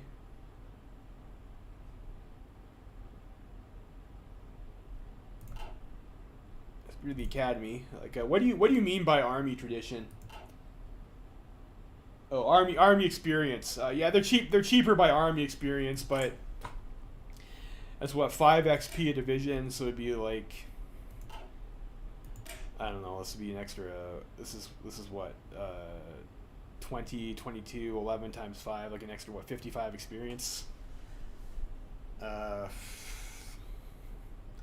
Yeah, a little bit. I mean, I think over the course of the game, whether or not you choose to do that, the experience cost isn't usually a deciding factor for me anyways when I was building the templates. But if you do go with 20 widths, you have to pay for twice as support companies as well too. So that would probably, that's going to make them more expensive and incur even more losses. I mean, it is what it is, guys. Those are the results that we seem to have gotten here with. We had forests, we had hills, we had plains, which is probably the terrain that you're excited to attack into with tanks, as opposed to marshes and mountains and shit like that. And that's the difference between the combat widths for your performance. So you guys can pick your poison. I mean, at the end of the day, both configurations didn't really seem to have that much of a problem busting through these 6 stacks of AI divisions.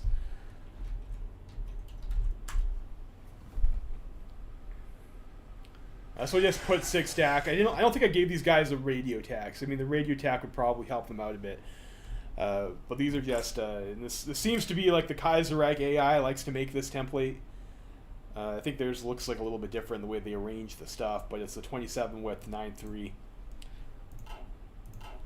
Yes, we have that for the tanks.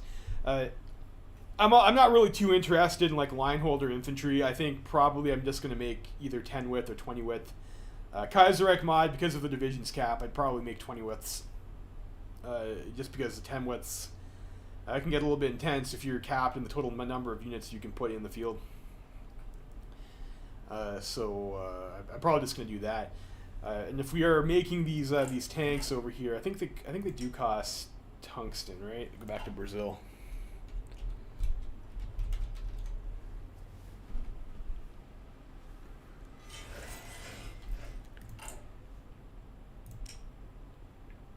Yeah, the medium tanks cost tungsten. So if I'm making tanks that cost tungsten, like I'm not really too excited at trying to make a whole lot of artillery. Although a 9-1 would be cheaper on the artillery than the 7-2. Like I just don't want to put that many factories on artillery. So like I think I'm still not that excited to put line artillery in my divisions. I think. I don't know. So I think that's about it. So we looked at the different things that we could do with some of the tank designs and what seems to be winners or not. I think it is probably worth it to go and get the improved medium tank chassis just to get the extra speed. Where is that? Improved medium tank chassis. So you can go 7.1 kilometers an hour without having to spend extra resources. With the gas engine, your reliability on this. Well, I think. Okay, so maybe that's interesting. So I kind of fucked that up. I forgot I tampered with the template. I think I had put this with additional reliability modules as opposed to speed stuff, but our reliability was a bit low for that template test, and we had the extra heavy machine gun turrets over here. I guess we could have a maintenance company over here or swap this over to like a torsion bar or something to kind of resolve that. Get this on the diesel. So like you go diesel, you go torsion bar, you get 96%. But again, you're getting back to going pretty slow here. So I don't know. You lose 10% reliability with these things over here. It is what it is. So I think it's probably worth it to get that to go faster. But I mean, if you don't have a tank research bonus, you just go with like the cheap medium tank, and you're not too far behind, and you'll be able to stack to get like enough reliability. I think I must have also fucked around with this a little bit too. I don't remember it being so high. It should have been like a bit less than that. Throw a machine gun on there or something like that, or get some extra speed. I guess because I took the armor points down. I think we were at 9 armor before, but yeah, you could get a passable medium tank. You're just gonna go slow off the 1934 chassis if you don't have a research bonus. Heavy tanks, heavy tanks seem to just not be worth it. It seems to be like they don't, unless you're going to meme out and throw a bunch of cannons on them and stuff on like the improved chassis. It seems not worth it. But you can get these things over here for the light SPG memes if you're just looking for a cheap leaf blower with a lot of soft attack. That's going to get the armor bonus. You could do that if you want to rush improved heavy tank. That seems like that might be somewhat attractive. If you've got a bunch of interwar tanks lying around and you got some army XP and you want to convert these over to something useful, and then rush heavy tank and stick this in there and get yourself a cheap offensive unit. It's not terrible. It's like better Space Marines. So there's that. Otherwise, there's not really too much else that stuck out to me in terms of the tech that you get for the 1940 the 1939 war start. If you get maintenance company 2, you get easy maintenance. It costs no production. I think I had that on this one module, on this one tank over here. On the cheap heavy tank, or cheap medium tank. Yeah, I had that. I had the easy maintenance. So yeah, if you're gonna do that, I guess you would want to get that maintenance company then to do so. I kind of feel if you're putting your maintenance companies in here, so if you have this tech level already, you're already getting the 10% reliability bonus from having level 2 maintenance companies. So, like, I'm not sure if you would necessarily even need that module then if you're going to put the actual maintenance company into your unit. So I don't know. I guess maybe. So this would require you to research that, yeah. Otherwise, you'd be down 10% reliability, which. It's not the worst thing in the world, but you could get away with a passable medium tank. It's going to be slow off the 1934 chassis. So I guess that's the conclusion. Heavy tank seems to be not worth it. Medium howitzer seems to be pretty good. This seems to be the winner chicken dinner for the gun. I don't know. Did anyone in chat have you could dump ammo storage? Yeah, you're right. You could dump the ammo storage to get your cost down a little bit. Let me replace it with some machine gun turrets.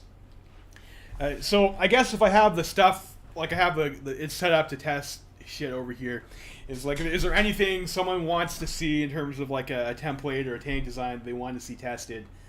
I can do that for you, chat. I know we're behind on stream, so I'll just wait a bit to see if anyone has that. Maybe make a circle over here, so I know that this that's the point of the screen when I see that.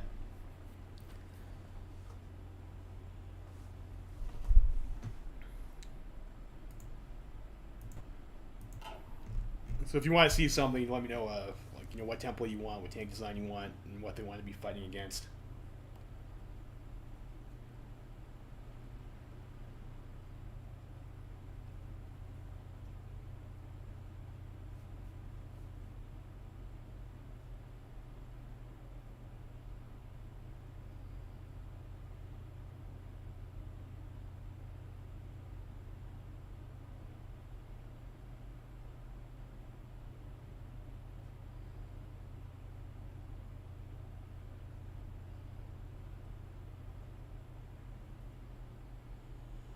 Alright, looks like there's not too much interest in that, so if you do want to see something, if you leave a comment, maybe I'll pop open the saves and do some more testing later if someone really wants to see something. Otherwise, I think that's going to be it for today's stream. Thanks for tuning in, guys. Hope you're having fun with the new update, the No Step Back. I will see you guys next time.